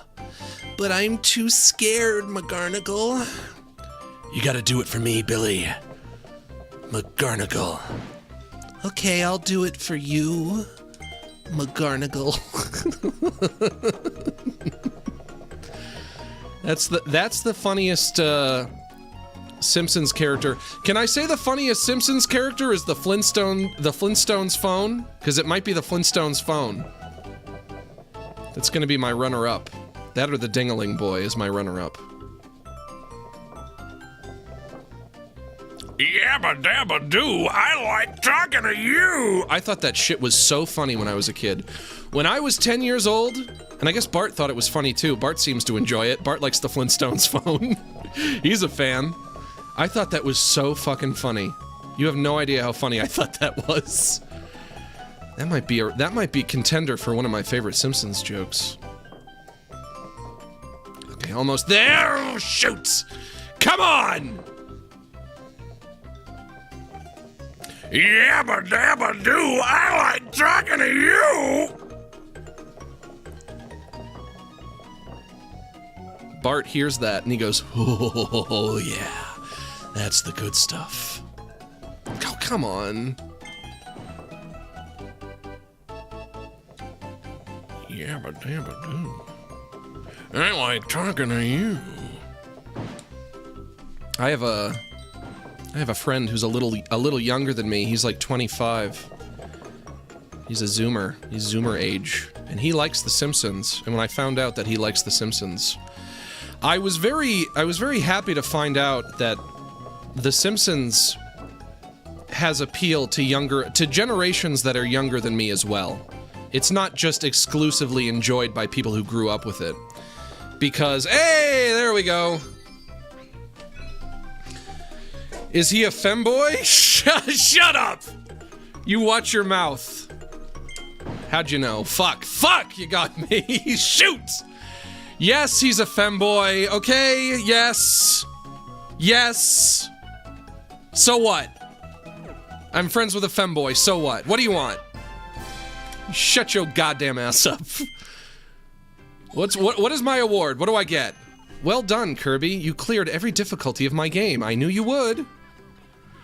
Busted. Yeah, busted. That's why I've been preparing a special challenge just for you. I was promised an award at some point. It's the ultimate test of skill. I call it Tilt and Roll Kirby Extra Hard. It's all set up, so just approach the booth and press A to play the new difficulty. Was he one before he met you? Yes, he was. You can switch back to the easier modes by pressing X on the selection screen. Oh, and I have one more surprise for you. There's a special figure. Hey, here we go. As a reward for unlocking the extra hard difficulty, way to wobble. What do I get? Oh, it's him. That's a little version of me, Kirby. I want you to have it. I don't really want this. Game Shop Waddle Dee. Step right up, step right up. This Waddle Dee runs the town's favorite game, Tilt and Roll Kirby. The other Waddle Dees love to play his game. In fact, they wouldn't stop asking him for more. That might explain why he added the daunting extra hard difficulty. Yeah, what was I saying? Oh, now we've got Gordos blocking my path. I was, it like kind of like relieved me a little bit to know that there are people who are younger than me who have the capacity to enjoy The Simpsons because,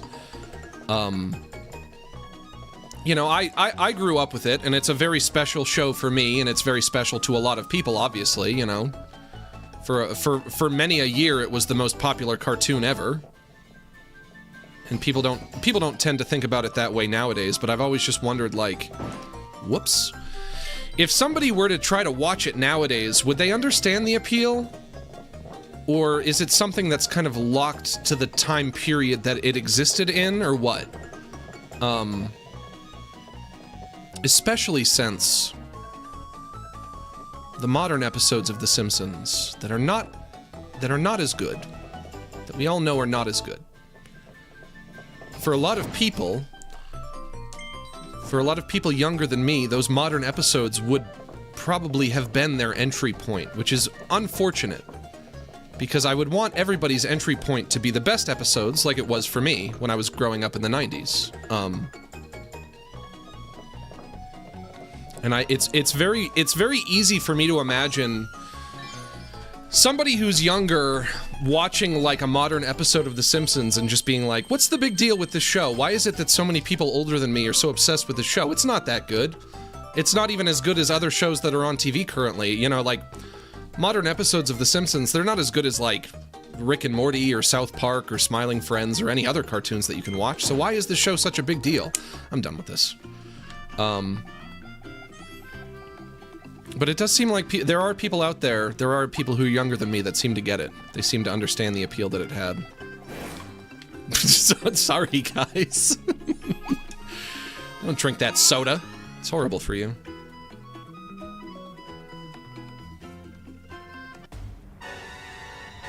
Speaking of The Simpsons, what are your thoughts of some of the recasts the show had? I don't know. I mean, Russell Taylor passed away, and they had to recast Martin Prince, and I think they've probably also recast Sherry and Terry. And so Martin Prince has a new voice now, and it's pretty close. It's not that bad. I do like it. I think I probably would have noticed, even if it hadn't have been pointed out to me, even if I hadn't have gone into it knowing that it's somebody else playing Martin Prince now. But it's still really good. It's really close. And who else have they recast? I guess they've recast a few characters for racial reasons.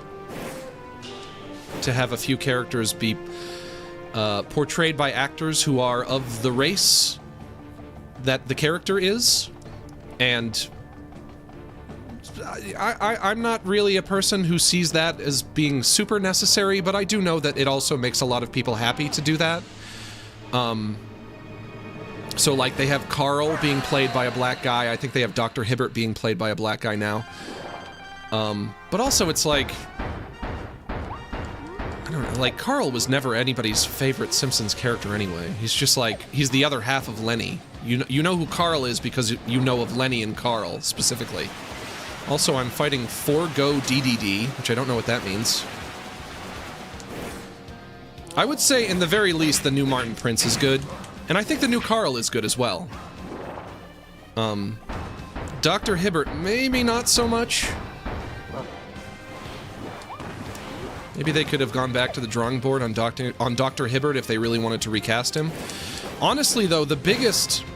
When Russell Taylor died, the biggest loss that came with that is not Martin Prince. If anything, it's the voices that she did for... Fun fact, Kevin Michael Richardson voices Dr. Herbert now. I'm not entirely sure who that is, but I suppose it's a fun fact. The voice that Russell Taylor did specifically for Huey, Dewey, and Louie, the Disney characters, the fact that she's not going to play those characters anymore is such a huge loss, I think. I think that's the biggest loss that came with her passing. Because those voices are so iconic. What's the deal with Mr. Smithers? You know what I'm talking about. Obviously, he's Mr. Burns' assistant. Duh. You know what I'm talking about. I don't think they're ever going to be able to find anyone who can do Huey, Dewey, and Louie like that anymore. Those voices were iconic. They were perfect. And they were so unique. And eventually they will have to be recast, but I don't... Whatever they come up with, I know it can't be as good. I don't think anyone else could produce a voice like that for those characters. It was perfect, what she did with those characters. And she also played Minnie Mouse, but there's a new Minnie Mouse now, and I think it's probably fine. She was great. She was a great actress. It's a shame that she had to pass away.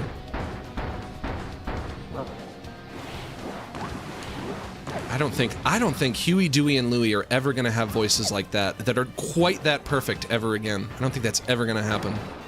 They really had lightning in a bottle with that. Ta-da! Oh, about to get hit.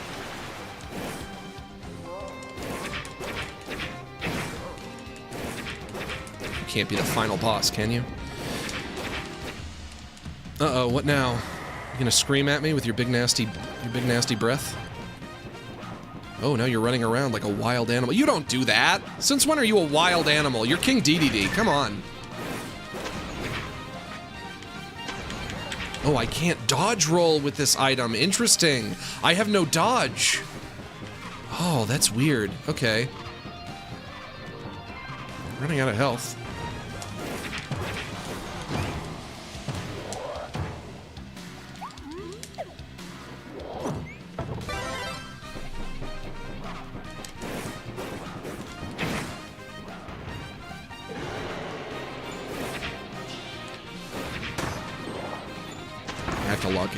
I have to lock in. I don't like locking in, because then I can't have my light conversational tone with you guys that I like to have. But if I'm gonna beat this guy, I might have to do some locking in, and as unfortunate as it is. Oh, he's sad. He's panting heavily. I'll help you with violence.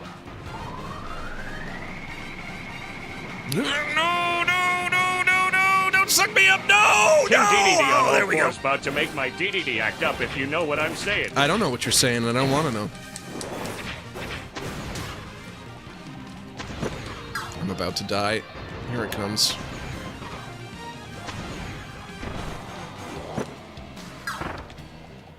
I'll say this about the game. A few of the boss fights have been tricky, and I do appreciate that. Did I lose my big sword? I think so. Big sword is gone. Okay, down to the nitty-gritty now, baby.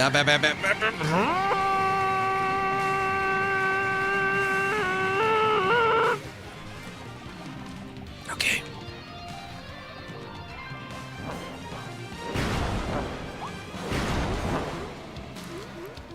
One more. There we go.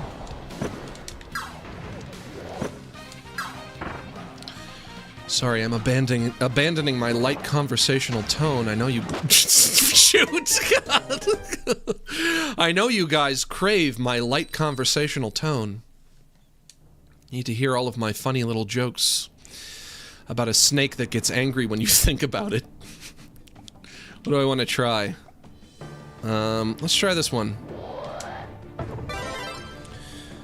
Imagine, if you will, a snake that gets angry when you think about it. Could be funny. I just now learned that the actress that did the voice for Huey and Riley Freeman on the Boondocks was the same person. As Russell It Taylor? just blew my mind. Or as each other? Like those two characters were played by the same person? Or do you mean they were Russell DDD Taylor? just broke your DDD. They were not Russell Taylor. They couldn't have been. That's not possible. He broke my DDD? Why would he do something like that? It is not possible that Huey and Riley from the Boondocks were played by Russell Taylor. I don't think so. They kind of sound similar. They're brothers, right?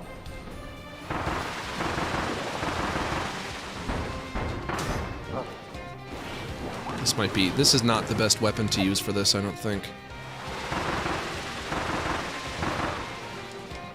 This is for, like, blasting through a lot of enemies at once. So what do I want to do? Get rid of it. Let's just go to, spitting out stars at him, I guess. Max, I think about your snake all the time, and I prefer it when it's mad. My snake? Making an off-color joke about my penis? My weird penis? Don't you realize that that is sexual harassment? You don't just joke about a man's penis without his consensual.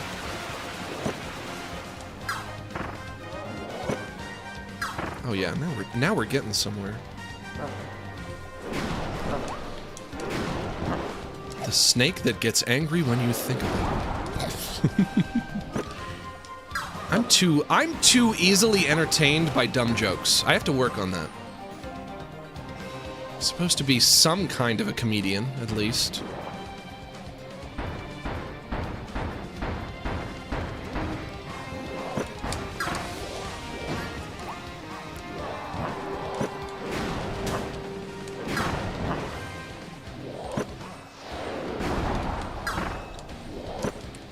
Gotcha, baby, gotcha! Don't be lascivious, please. Are there people in the chat being lascivious? Don't do that. Let's try hammer. You might get banned. Horny posters get banned sometimes, once in a while. I have to make an example out of them sometimes. To deter the rest of you perverts. Oh, this is so weak. This is doing baby damage. If I charge it up first. 1, 2, and then I do a swing. And I charge it up 3 times. 1, 2, 3. And now what? Come here. Come here. Come here, you son of a bitch. Come here. Let me hit you with my little hammer. Did it work? I wasn't looking at the damage. I didn't get to see. This fight looks beautiful. It's very evocative lighting in this room, at least.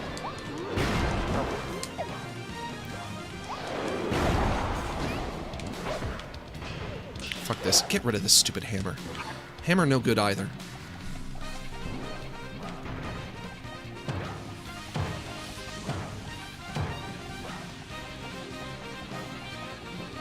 Give me some stars to work with. Stars, please. Thank you.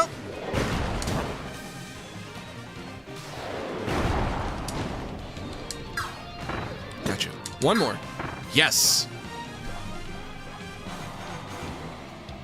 You can pant heavily all you want. I don't care. I'm going to show you no mercy. You gotta tell him what you saw, Billy. Billy, you gotta tell him what you saw. I can't. I'm too scared, McGurnacle. Do it for me, Billy. Do it for McGurnacle. Okay. I'll do it for you, McGurnagle.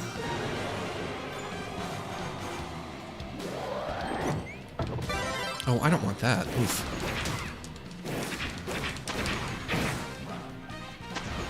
You know what? Fine. Fine. I'll beat him with the sword. Fine. Why not?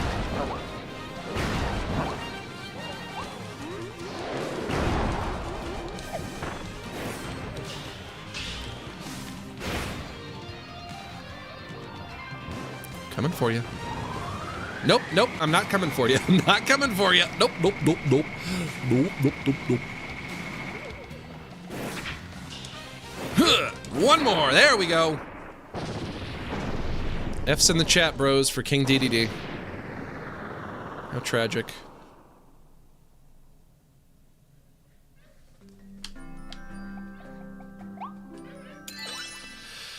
That can't be it. That can't be the final boss. I don't buy it. Game's not over. Game's not over. Not likely. Don't get hit by Forgo DDD's fire attack. Whoops. Fuck that one up. And they all feel sorry for him? Feed-DD? Feed-DD? Feed-DD. King Feed-DD.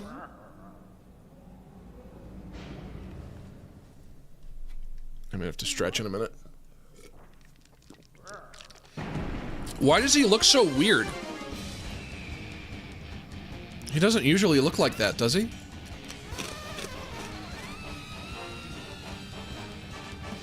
Guys, somebody fell. Guys, one of them fell. He's dead. Just forget him. Just leave him. He's gone. Redesign? They redesigned him? Yeah, I don't remember him looking quite like that. It's hard to put my finger on what's different. I think the outfit is definitely different. I don't think he used to have polka dots. I'm not sure what else is different, though. He's definitely different. Let's say that much. Lab Discoverer?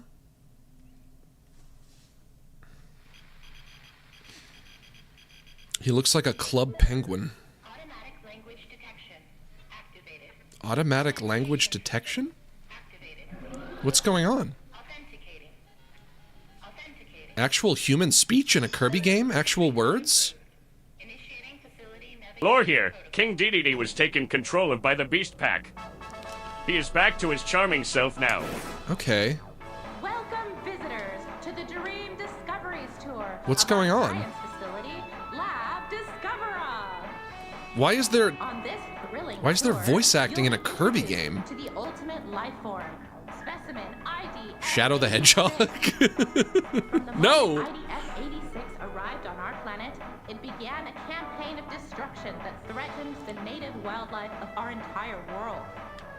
Luckily, our research team managed to capture it before it could complete its invasion. What is going on? Once it was contained, our lab began studying IDF-86's spatial teleportation ability. Research that laid the groundwork for the planetary warp technology we enjoy today. What? Okay, well, so much for me complaining about this game having no story. It suddenly just got very ambitious with its story. Why are they all running in hamster wheels? 30 years after our research began, a warp experiment incident occurred in this facility. Wild. A new life form separated from the main specimen. A resonance cascade, if you will. Aftermath. That new subspecimen has yet to be recovered. In the time since, IDF-86 has shown no signs of activity. Well, I haven't heard any good things about the It is now IDF. kept in a state of permanent stasis within the custom-made eternal capsule here on the top level of Lab Discovera. Okay. And here we are. Let's meet the ultimate life form, specimen IDF-86. I don't want to. I don't want to. It sounds scary. I don't want to meet some kind of ultimate life form. Maybe I'm the ultimate life form. What is going on? And also, why are you why is there speech? That seems weird for a Kirby game, that there are people that not only is there voice acting, but they're just talking like normal human English. Is she a human? Is that a human that I'm listening to talk right now? What the fuck? Oh. Double what the fuck. Take a good look, pink intruder. Isn't this a beautiful sight? Are you a lion? Are you a Tony the Tiger style lion? Are you a furry? You're not even seeing the Great One in full form. They're incomplete without their other half. Long ago, the Great One granted the people of this world a miraculous power. Those people left this world behind and entered a land of dreams. Yeah, a dreamland, if you will.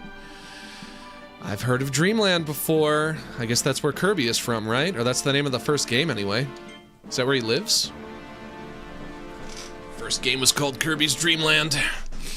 Once the Great One is complete again, I know we will also receive this miraculous power. We, the ones they left behind in this forgotten land. That's the title of this game! And now, the time has finally come. This game just went from having no story to all of the story, all at once.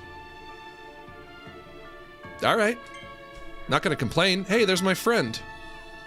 Hey, there's my friend that I never liked. That's right. This small creature here is the Great One's missing half. Can't you tell? They look so similar. Finally, after all our planning and effort, we can help the Great One reach their complete form. And imagine, if you will, a snake that gets angry if you think about it. We've dreamed of this moment for so many years. If you dare to stand in our way, we'll feast on your hide! Oh, that's bad. Well, I guess I'm fighting dogs.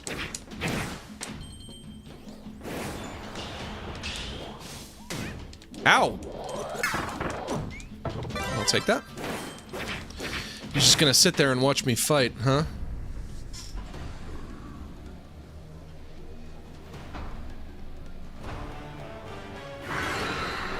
king of the beasts, Leongar.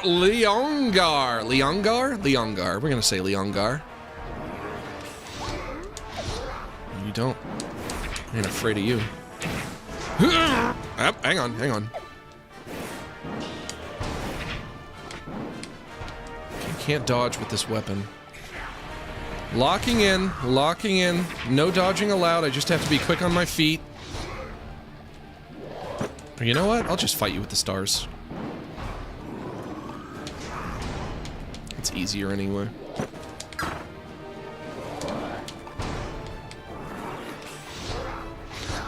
Oh my gosh.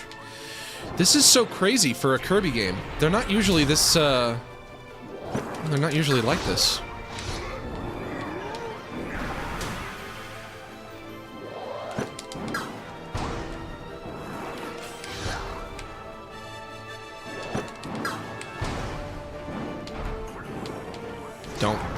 Don't.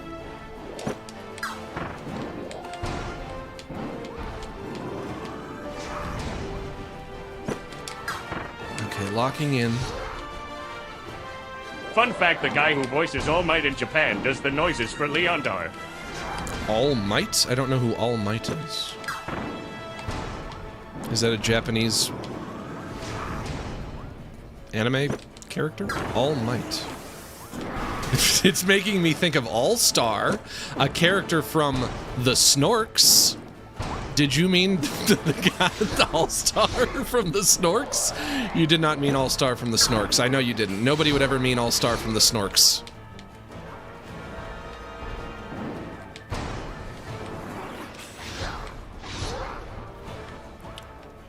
It's not who you meant. I know it's not. That is not so likely. You've never seen My Hero Academia? I have not. I've heard of it. Have you ever seen the Snorks? Because I have. Not to brag. Some people like My Hero Academia, some people like the Snorks. They're very similar when you think about it.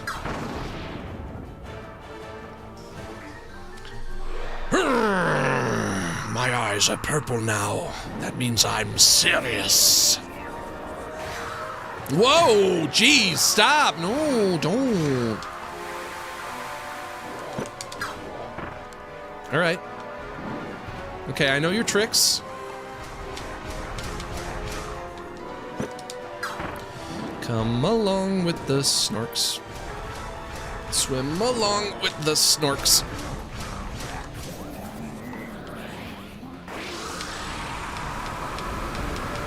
Jeez.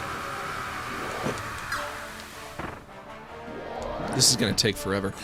This is gonna take forever, Jimmy. Ow, stop, stop. Stop. He's kicking my ass. Of course, after I beat him, I'm just gonna have to fight the ultimate life form, probably. I'm doing baby damage with these stars.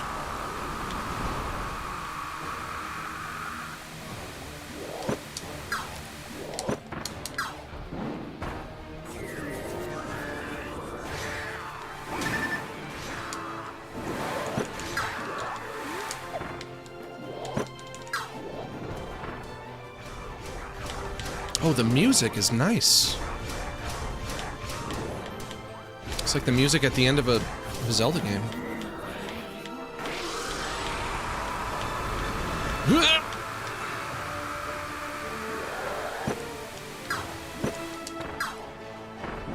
Almost there.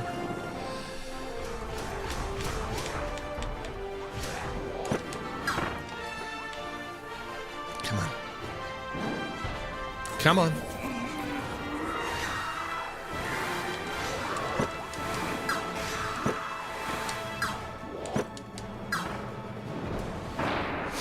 It's pretty funny that I mentioned a guy friend of mine, and you guys instantly, your first question that you wanted to ask was, is he a femboy?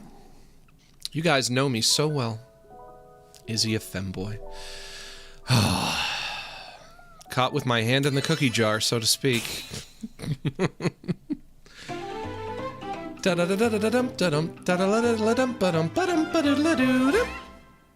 How embarrassing.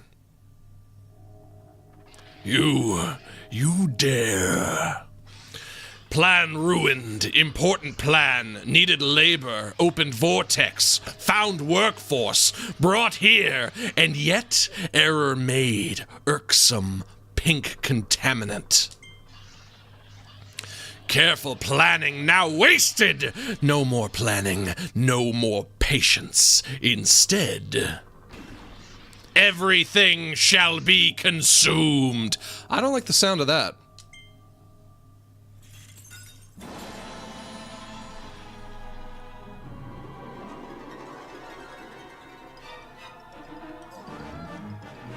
Uh-oh.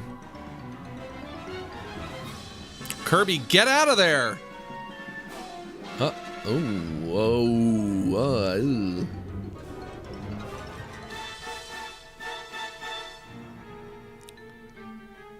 Ew. Oh. Kind of an Akira situation going on. We've got a big amorphous blob. Should I just leave? I guess I'm just gonna leave. I'm gonna grab a soda and go. Hey, can I have this soda? Okay, I'm leaving, bye. You don't mind if I take the soda, right?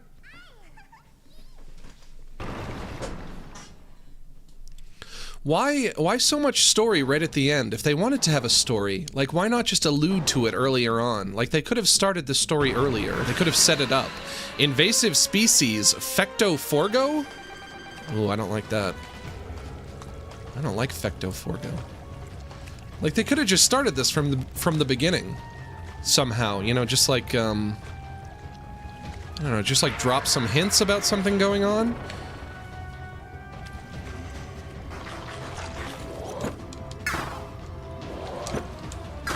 Whoop, okay, we're running again. Running from Fecto Forgo.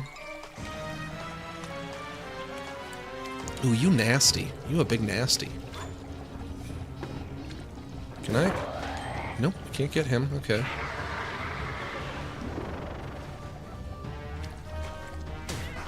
It's got me up against a wall.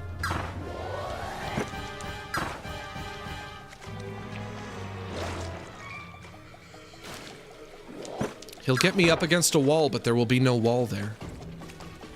The camera just stops moving.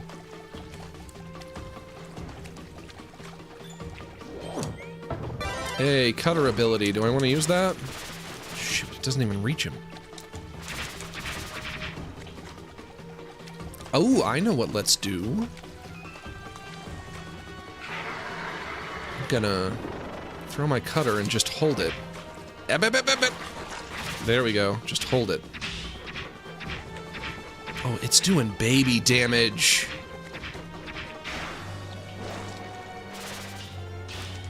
Fuck it, never mind. Never mind.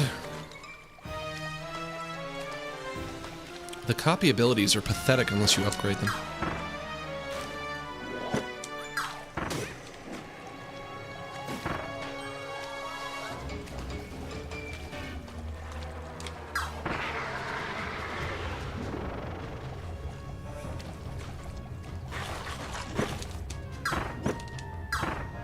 And one more. There we go.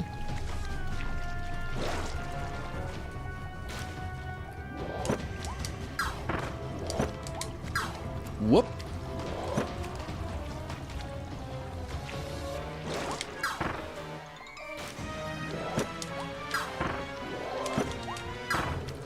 Okay. Almost got you, baby. Oh, shush. You be quiet. You big nasty. One more. Bam! It's over.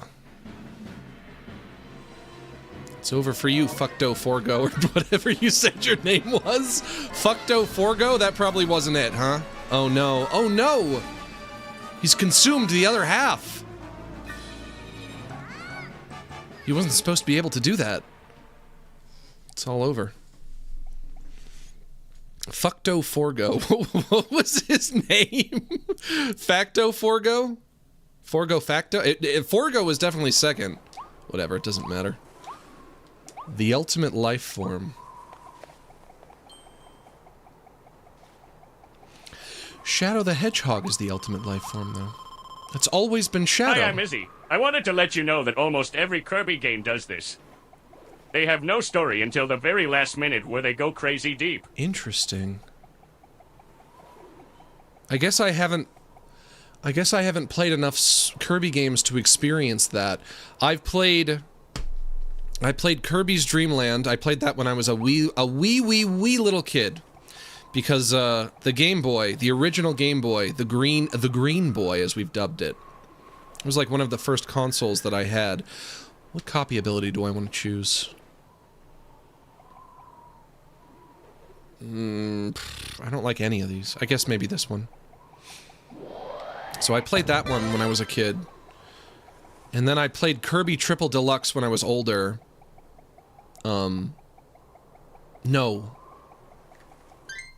Not Kirby Triple Deluxe. What was the one on the SNES called? The one that on the cover of the SNES box it says like 8 games in 1 or 5 games in 1 or something like that. Is that Kirby Superstar? Superstar, yes, okay. And I also played Air Ride, Kirby Air Ride on the GameCube, and I think those are the only ones I've played to completion. So maybe there are some games that have really deep stories that I missed. I don't know. Another fight, another boss fight. What's it gonna be? Look at my big stupid hat. This is Dumb Hat Kirby.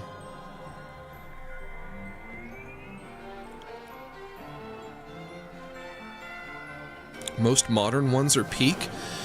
Yeah, ooh. Ultimate life form, Fecto Elfilis. Alright, I'll fight this guy. I'll fight Fecto Elfilis. I guess it's just a shame that the modern Kirby games are the great ones, because those are the ones that I stopped playing because I felt like they were all the same, and they didn't really have a whole lot of appeal to me.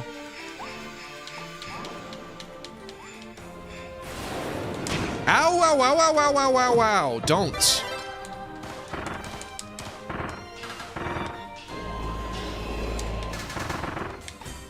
I'd recommend if you can get your hands on it, Kirby Robobot. That's a really good one.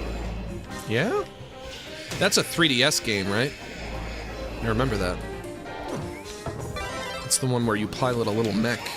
Kirby's got a little robot machine that he rides around in. God, I'm doing nothing. I'm doing baby damage again. Alright, this is gonna be tough! Ooh! Dodge that.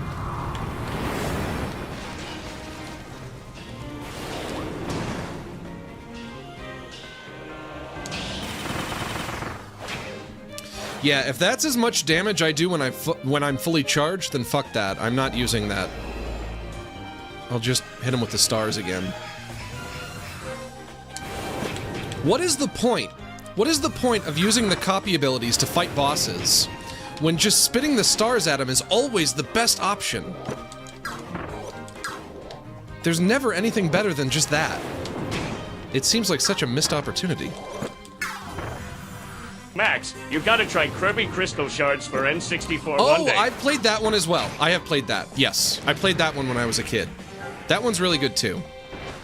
That one lets you, like, combine copy abilities with other copy abilities. It's a really cool idea. It works really well. I like that one. That's a good one. So, like, you suck in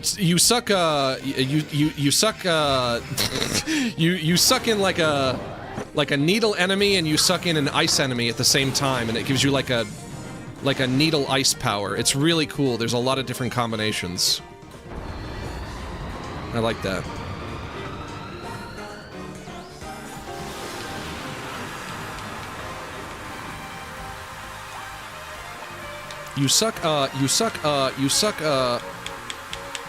Alright, time to lock in again. Come on.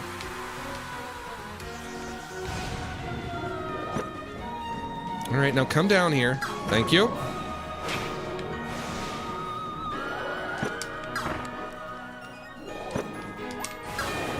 Oh, God.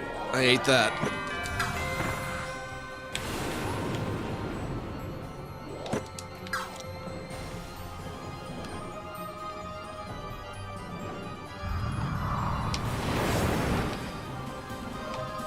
gonna do?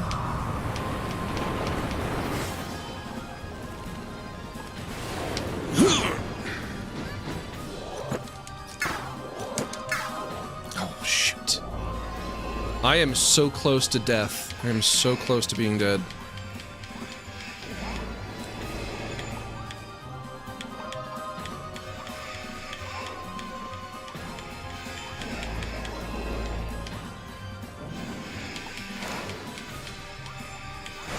Stop.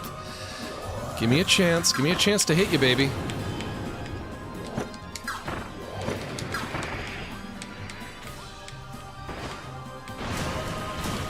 Can I fight him again, please? Get a second shot at this. Thank you. Bum ba dum ba da dum ba dum. Do I want to bother trying something else?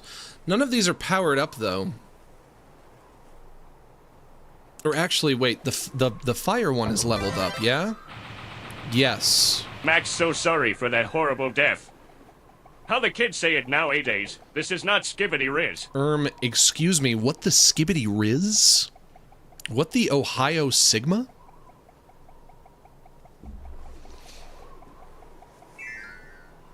Thank you for the super chat.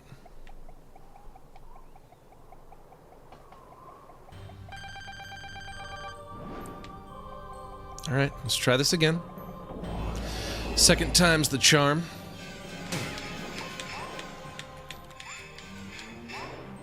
Not off to a good start. Come on down here and fight me like a man. Come on down here, old boy. You want to fight me, you gotta come on down here and fight me hand to hand like a man. Don't stay up there like a coward, son. Is it doing anything? Come on. There we go.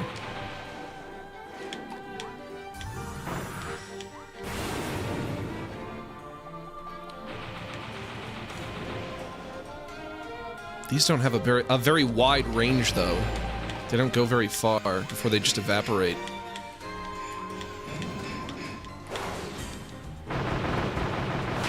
Shoot.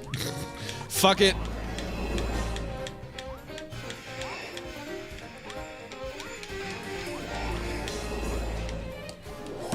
Slow motion dodge as often as possible, and make sure to attack during the slow time. That's how you get the best damage. Okay. So... interesting. So if I'm doing this... But the problem is, I can't attack when I'm doing this, because I'm doing this when I'm doing this.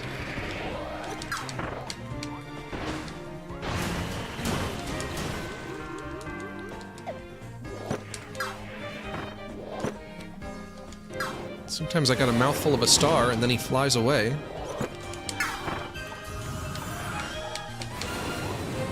What are you attacking me for? What did I do? I don't even know you. What, you're the ultimate life form? Okay. That's fine.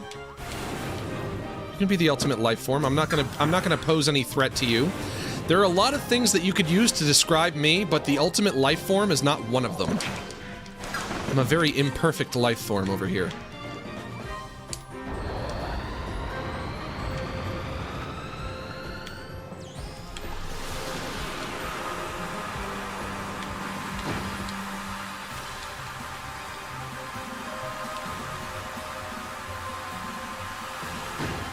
Bonk. Taking more damage as usual.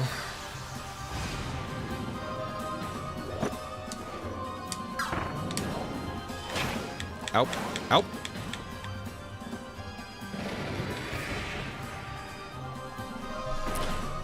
Okay, now I have to jump when he does this.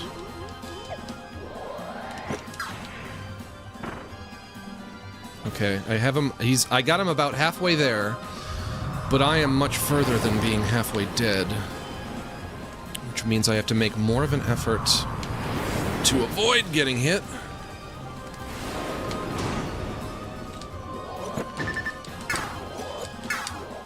Shoot.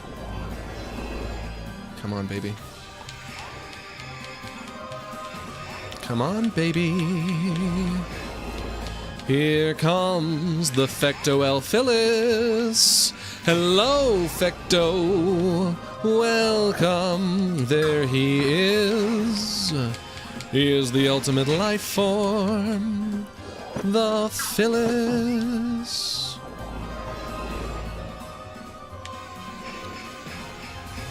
A lot of what I'm dodging, I can literally just walk away from. I should probably bother to remember that. Oh, he destroyed something. Destructible environment.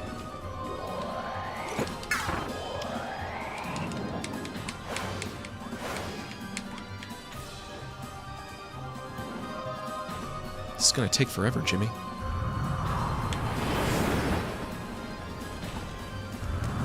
Again? Yep.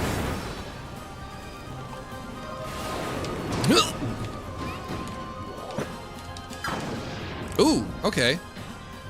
Phase 2. What now? You're not so ultimate. If you're so ultimate, why would you be beaten by me? A tiny little pink puffball. Maybe I'm the ultimate life form. Maybe it's Kirby. Oh, this is just like my nightmare! No! Shit, that's so scary! I don't like giant things falling out of the sky. I hate that. I'm fucked. I'm fucked!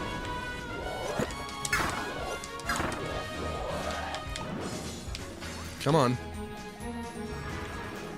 Oh great, he's doing this bullshit. Love it. Which one is the real one? Who knows?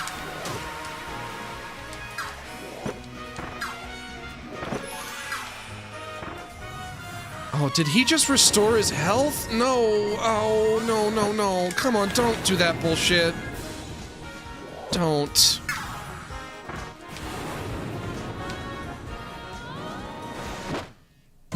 Bonk. Just swiped me from behind. Funk.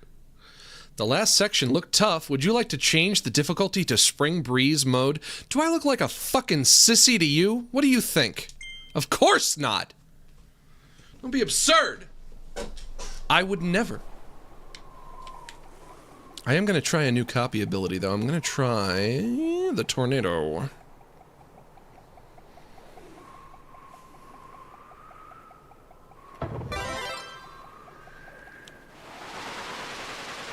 This is it. This is the one. This is the ability, baby. Watch it. It's going to do absolutely fucking nothing, as usual. As usual, they all do nothing. They're so useless in this game.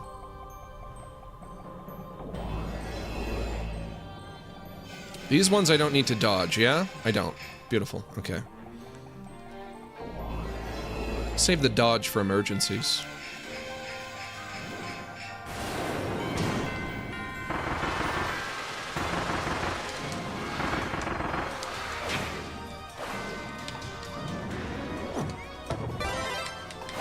Plus, every time he hits me, he knocks it out of me, and then I have to get it again. Yep, there we go.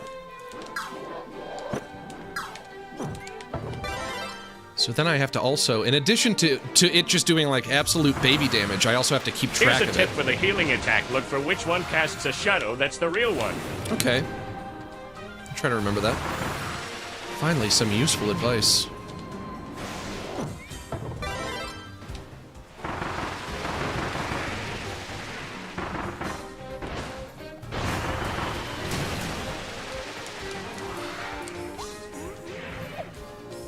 Very majestic, Kirby.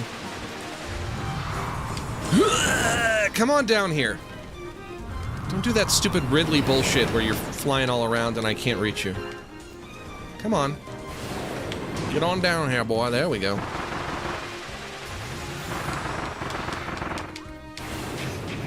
Oh, he got me.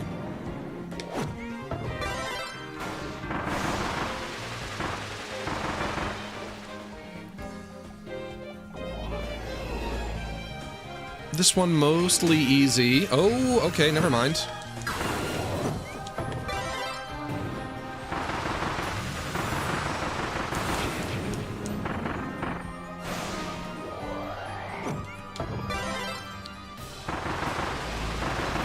Come on, baby. You want to kick my ass? Then kick my ass. Don't make me just wait here for an ass kicking. Looks like somebody's deviant art OC, kinda. With all the green and purple.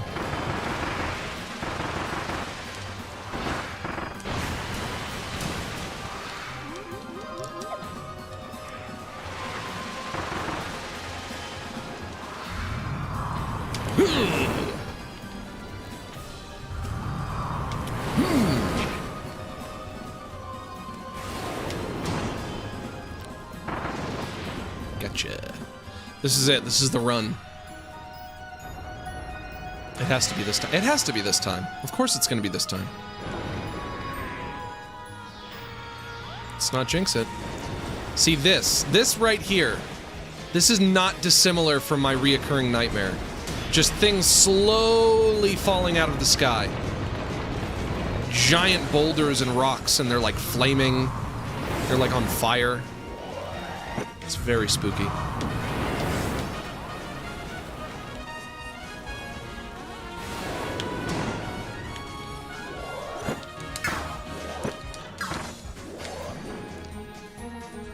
What now? What now? Look for the one without the shadow. You don't have a shadow. Nope. Is it look for the one that does have a shadow? They all have okay. Fuck that up.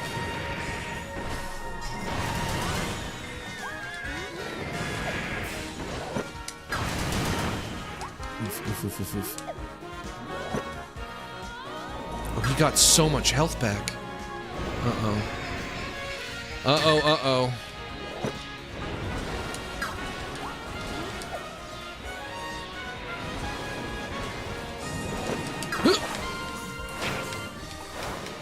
God, he's fast, too.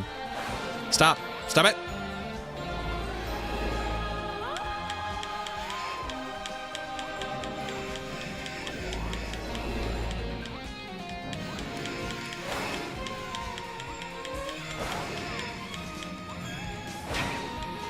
Stop. You have to give me a chance.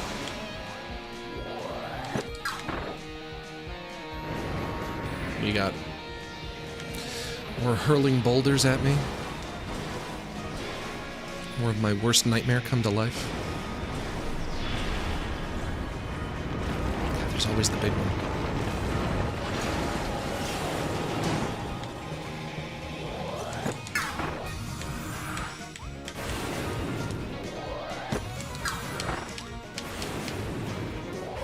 Oh yeah, it's all coming together, baby. Oh, yeah.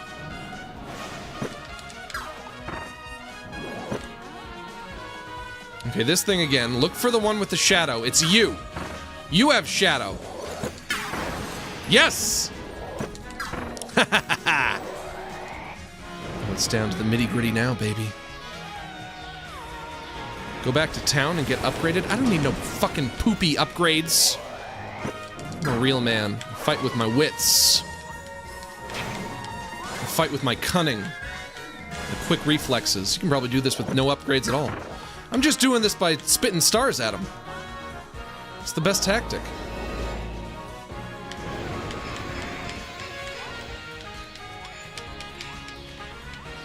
Here come the boulders. The last one's gonna be real big. No. Alright, never mind. No! Oh god, he got me! Come on! No! No! No! I'm so close! I'm so close! No! Oh god! That was supposed to be the run! Who jinxed me? One of you fuckers jinxed me. Who was it? Who was it? Show yourself! God, I got so close that time.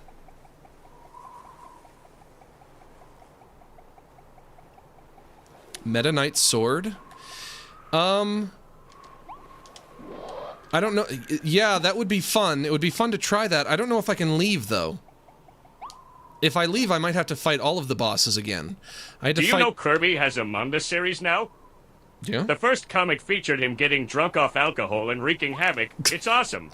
That sounds like something that he would do. That sounds like it would be in character for him. Can I leave? Probably not, right?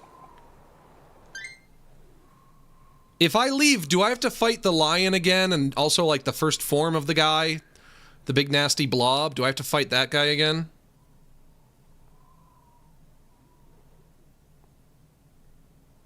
You guys are saying yes. Okay, then I won't leave. Because I don't want to have to do that again. I can do it. I can do it with just my wits, just my quick reflexes. I know I can. I know I can. I'll be fine.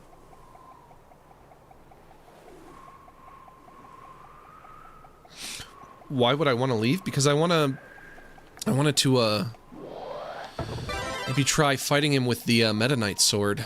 But I'm not gonna risk it. Because I can take him out. I know I can take him out. I can take him out if you guys power me up by putting your hands in the air, like Goku building a spirit bomb. Everybody put your hands up in the air and send me super chats. I can beat him if each and every one of you sends me a super chat for $100 right now. It's the only way I can do it. You have to give me your credit card information, plus the expiration date and the 3 digits on the back.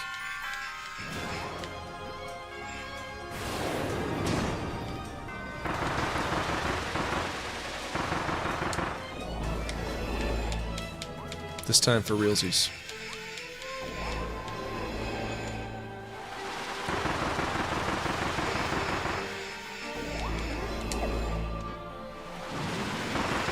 This is it.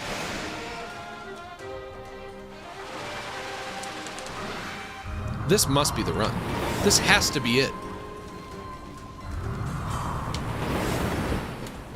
Maybe I can beat him even without your credit card information. Am I strong enough?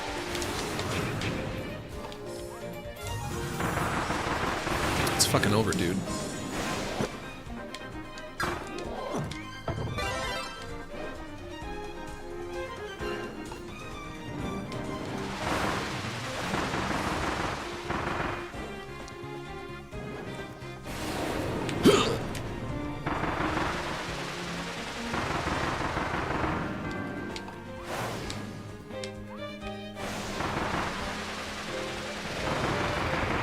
Purple mud.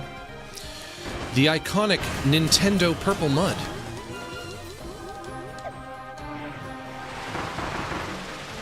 Nintendo really does think that purple is the color of evil, but why would they think that? Why would purple be the color of evil? What's evil about purple?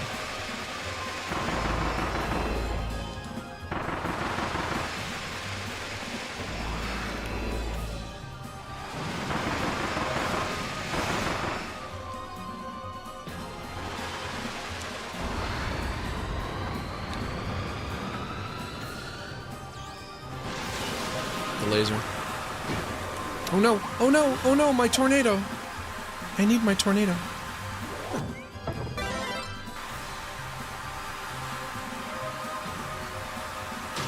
Ow! Ow! Ow! Ow! Ow! Ow! Ow! Ow! Stop! Stop! Stop! Okay! I get it! Jeez! Got me caught in a loop.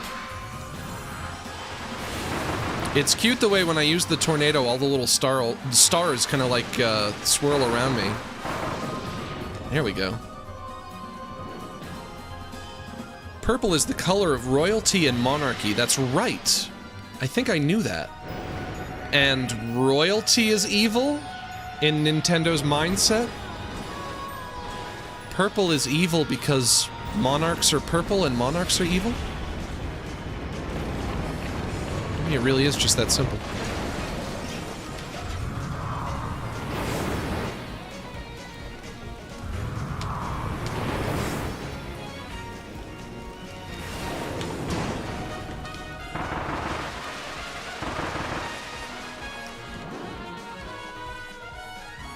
Oh, this shit. You have a shadow. It's you. I see you. Come on out. To you, baby.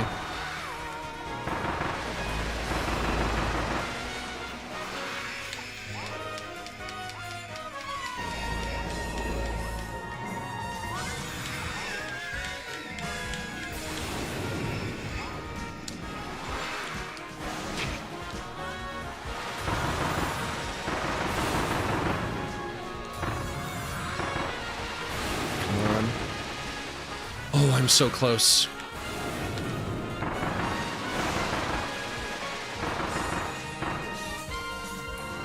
Purple is the child-friendly version of black. Well, what's not child-friendly about black? What are you implying? Black is child-friendly. Almost there, almost there. You know what? Just to give you a fighting chance.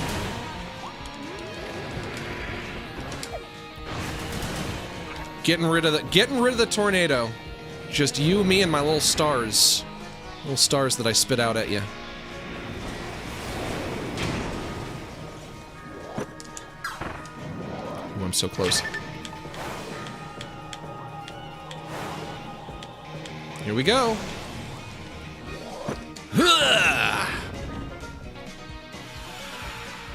Is he good? Is he done? Do I save my friend? I mouthful my friend. I don't want to mouthful my friend.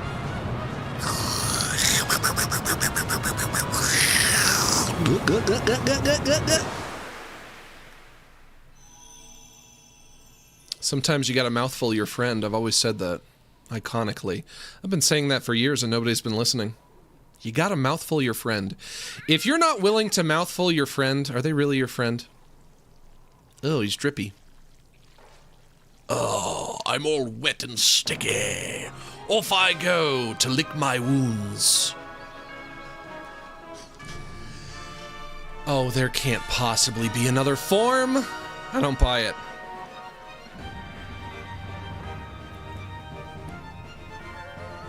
Such incredible power. Whatever it's trying to do, it's going to be pretty bad. Well, let's give it a moment and see. What is it, Kirby? What is it, boy? Whoa, is that? That's my home planet. That's Popstar, right? That's where Kirby is from. Although I think he's also from Dreamland, but maybe that's a country on Popstar or something? Is that your home? That's planet Popstar? Oh no, it's pulling Popstar through that huge vortex. It wants your world to collide with this one. That's bad. We don't like that. We have to stop it, but how?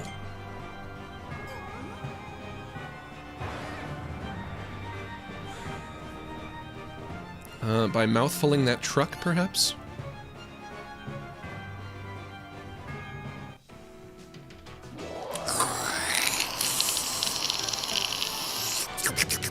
Oop.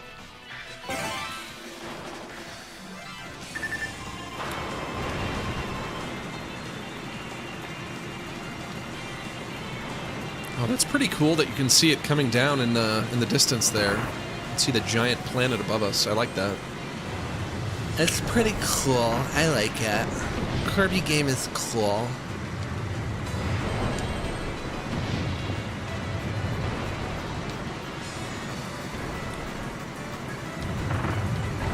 No, no, no! Oh, okay, we're good. Crisis averted. We gotta jump up there. Nope. Okay, still fine. This is quite the climax. I like this. It's mostly just flashy, but that's fine after I fought the boss. Just a nice little escape sequence.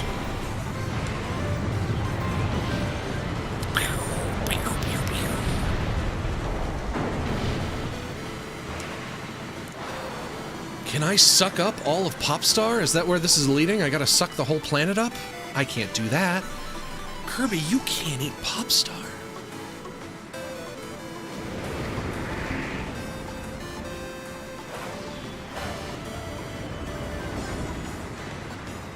Am I controlling this anymore? No, I guess not. I guess it's a quick time event. No longer steering. A, and then I press A. Yeah, fuck him up, Kirby! You fuck him up!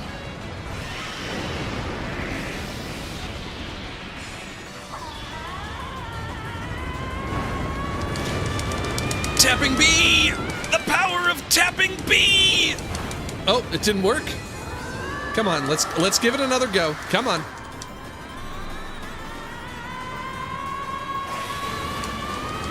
Yeah, the power of friendship. Elfilis! Elfilin, you are my Max, friend! what are your thoughts on skibbity slicers with Sigma sauce?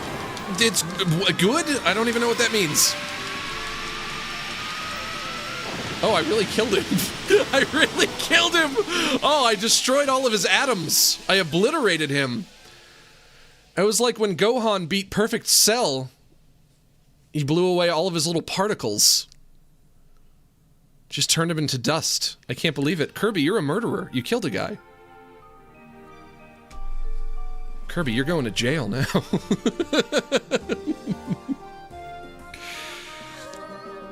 Is this planet Popstar? Question mark? Exclamation point? Yeah, I guess so. Everything is being pulled in.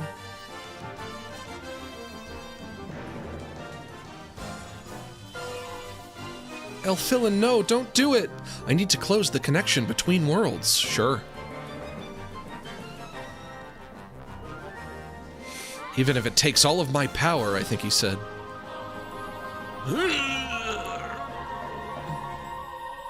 Hey, Kirby. Thanks for everything. I don't even know you. I have no... I have no affinity for you whatsoever. Sorry. Sorry to ruin your little moment there, Elfilin. I'm not a fan of whatever it is that you are. Hey, I'm back home. Oh, sad Kirby is sad. What? What? What did he see? Was he just looking at me? He's just happy to be home? And now you need to play the next 5 hours of post-game. I need to? How do I need to? What was he so happy about at the end there? Oh, I guess he saw his friend coming back. And that's, yeah, his friend was revealing himself to him in a warp. Feast your eyes on a new world. A new dreamland, a place where you'll laugh and smile. Along the way, stuff your belly and nap a while. No one can hold you back. New fields full of mystery. The skies opened up, and there's so much to see. Running wild. Just let your heart take the wheel and show you the way. Fresh spring breeze. Adventure is awaiting you in the fields of a new world. Good job, Kirby. He did it.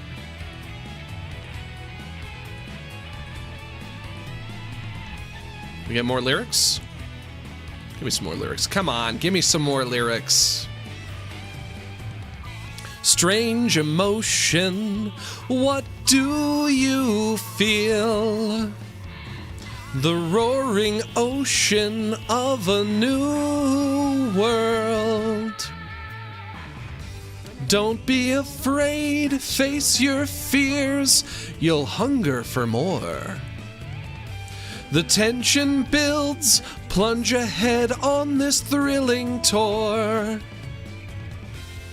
Think of the friends you've made, all of them living free.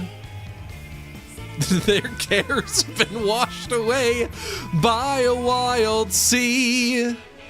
Laughing loud, even if you're far apart, they're right by your side. Hearts full of love, everyone is welcome to live in this new world. I guess when you take Japanese lyrics and try to translate them into English, they just come out a little wonky. Proud of you, Max. Wish you could do post-game, has challenging bosses and great final boss. Hopefully in the future, if you need a rest from the levels. Is there another final boss if I do post-game stuff?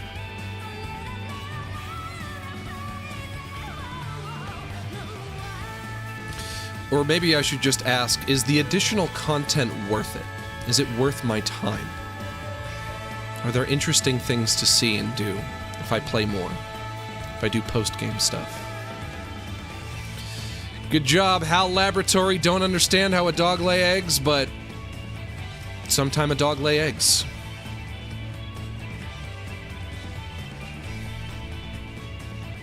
Sometime a dog lay eggs. Sometime that dog gotta lay eggs.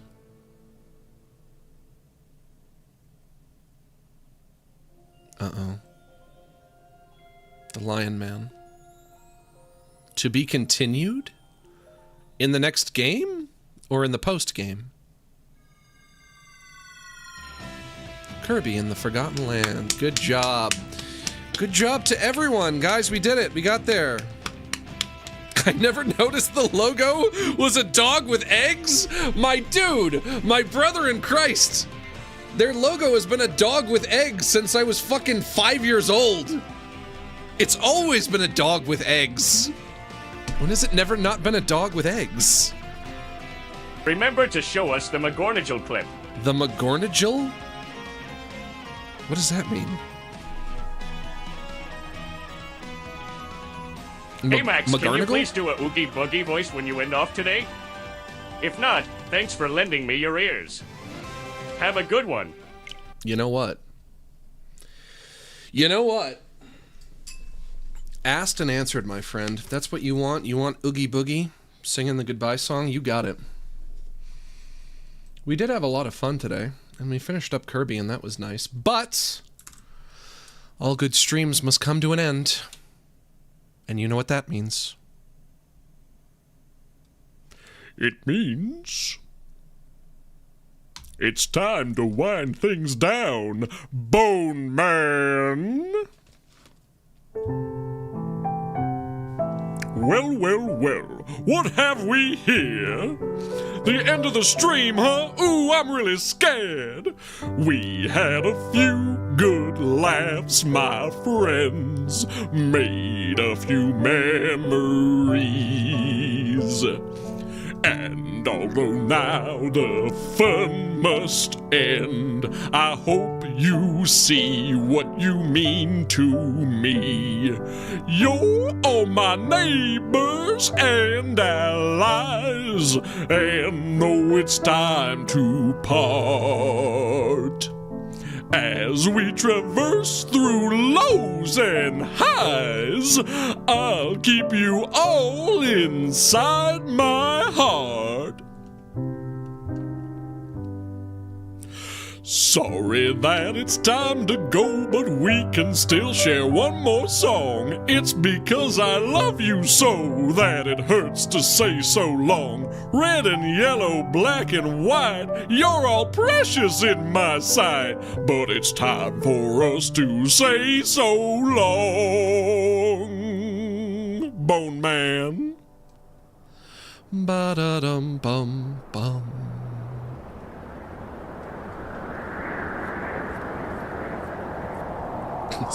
Feed me, Seymour. Feed me all night long. That's a very similar voice, isn't it? 'Cause when you feed me, Seymour, I can grow up to be big and strong. That was beautiful. You pass. Well, thank you. Thank you very much. That's Kirby in the Forgotten Land, everybody. I wanted to play this for basically 2 years now. This game is like 2 years old. Yeah, it's from 2022, I think. I've been meaning to play this for a while now, and now I finally have. I liked it. I don't know if I would say it was anything life-changing. It was pretty interesting at the end there.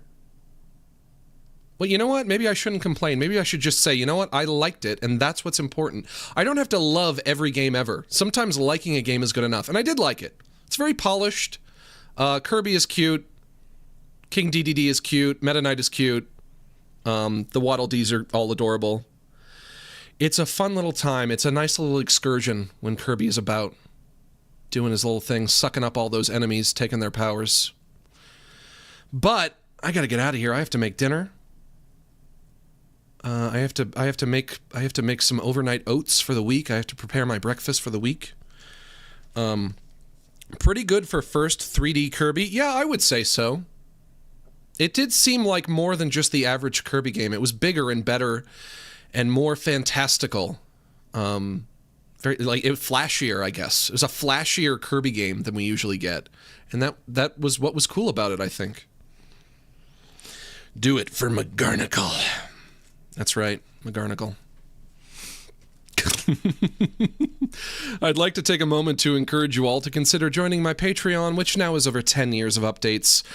For just $5 a month, you can get access to useful resources for artists and animators, such as source files, presets, and tutorials, and the link is in the description below. And if you're not interested in the art stuff, but you'd still like to support what I do, you can become a channel member right here on YouTube and get access to exclusive emotes in the chat. That's going to be it for me, folks. I'll see you on Wednesday, where we're playing... I'm not sure. I think maybe I think I've decided on something, but I don't immediately remember. So I'm not sure. Like I said, Max, have you played Cruelty Squad? Nope, not yet, but that's on the list. It is on the list, don't worry. Like I said, all this week I'm going to be fiddling with the filters on this microphone, trying to finally perfect it, trying to finally get it to a really, really good place where I sound like an actual streamer. My voice just sounds really, really good. Leave a comment. Did you like the way I sounded today? Did you dislike it? Was it better? Worse? Does it sound the same? I don't know. We'll find out. I'll keep tweaking it. By Friday, I think I'll be at a place where I think it will be good and I'll be satisfied with it. I just have to keep doing it. I've been putting it off and I just have to stick with it. But that's going to be it for me, folks. I'll see you on Wednesday. And also, happy Labor Day. It is Labor Day today. I don't know why I was working. I was working today. Don't know how that happened. I shouldn't have had to do that, but thanks to everyone who joined us for this stream. As always, thank you so much for inviting me into your home and allowing me to spend the afternoon with you. It's been an honor and a privilege. And remember, I am close personal friends with each and every one of you. So long.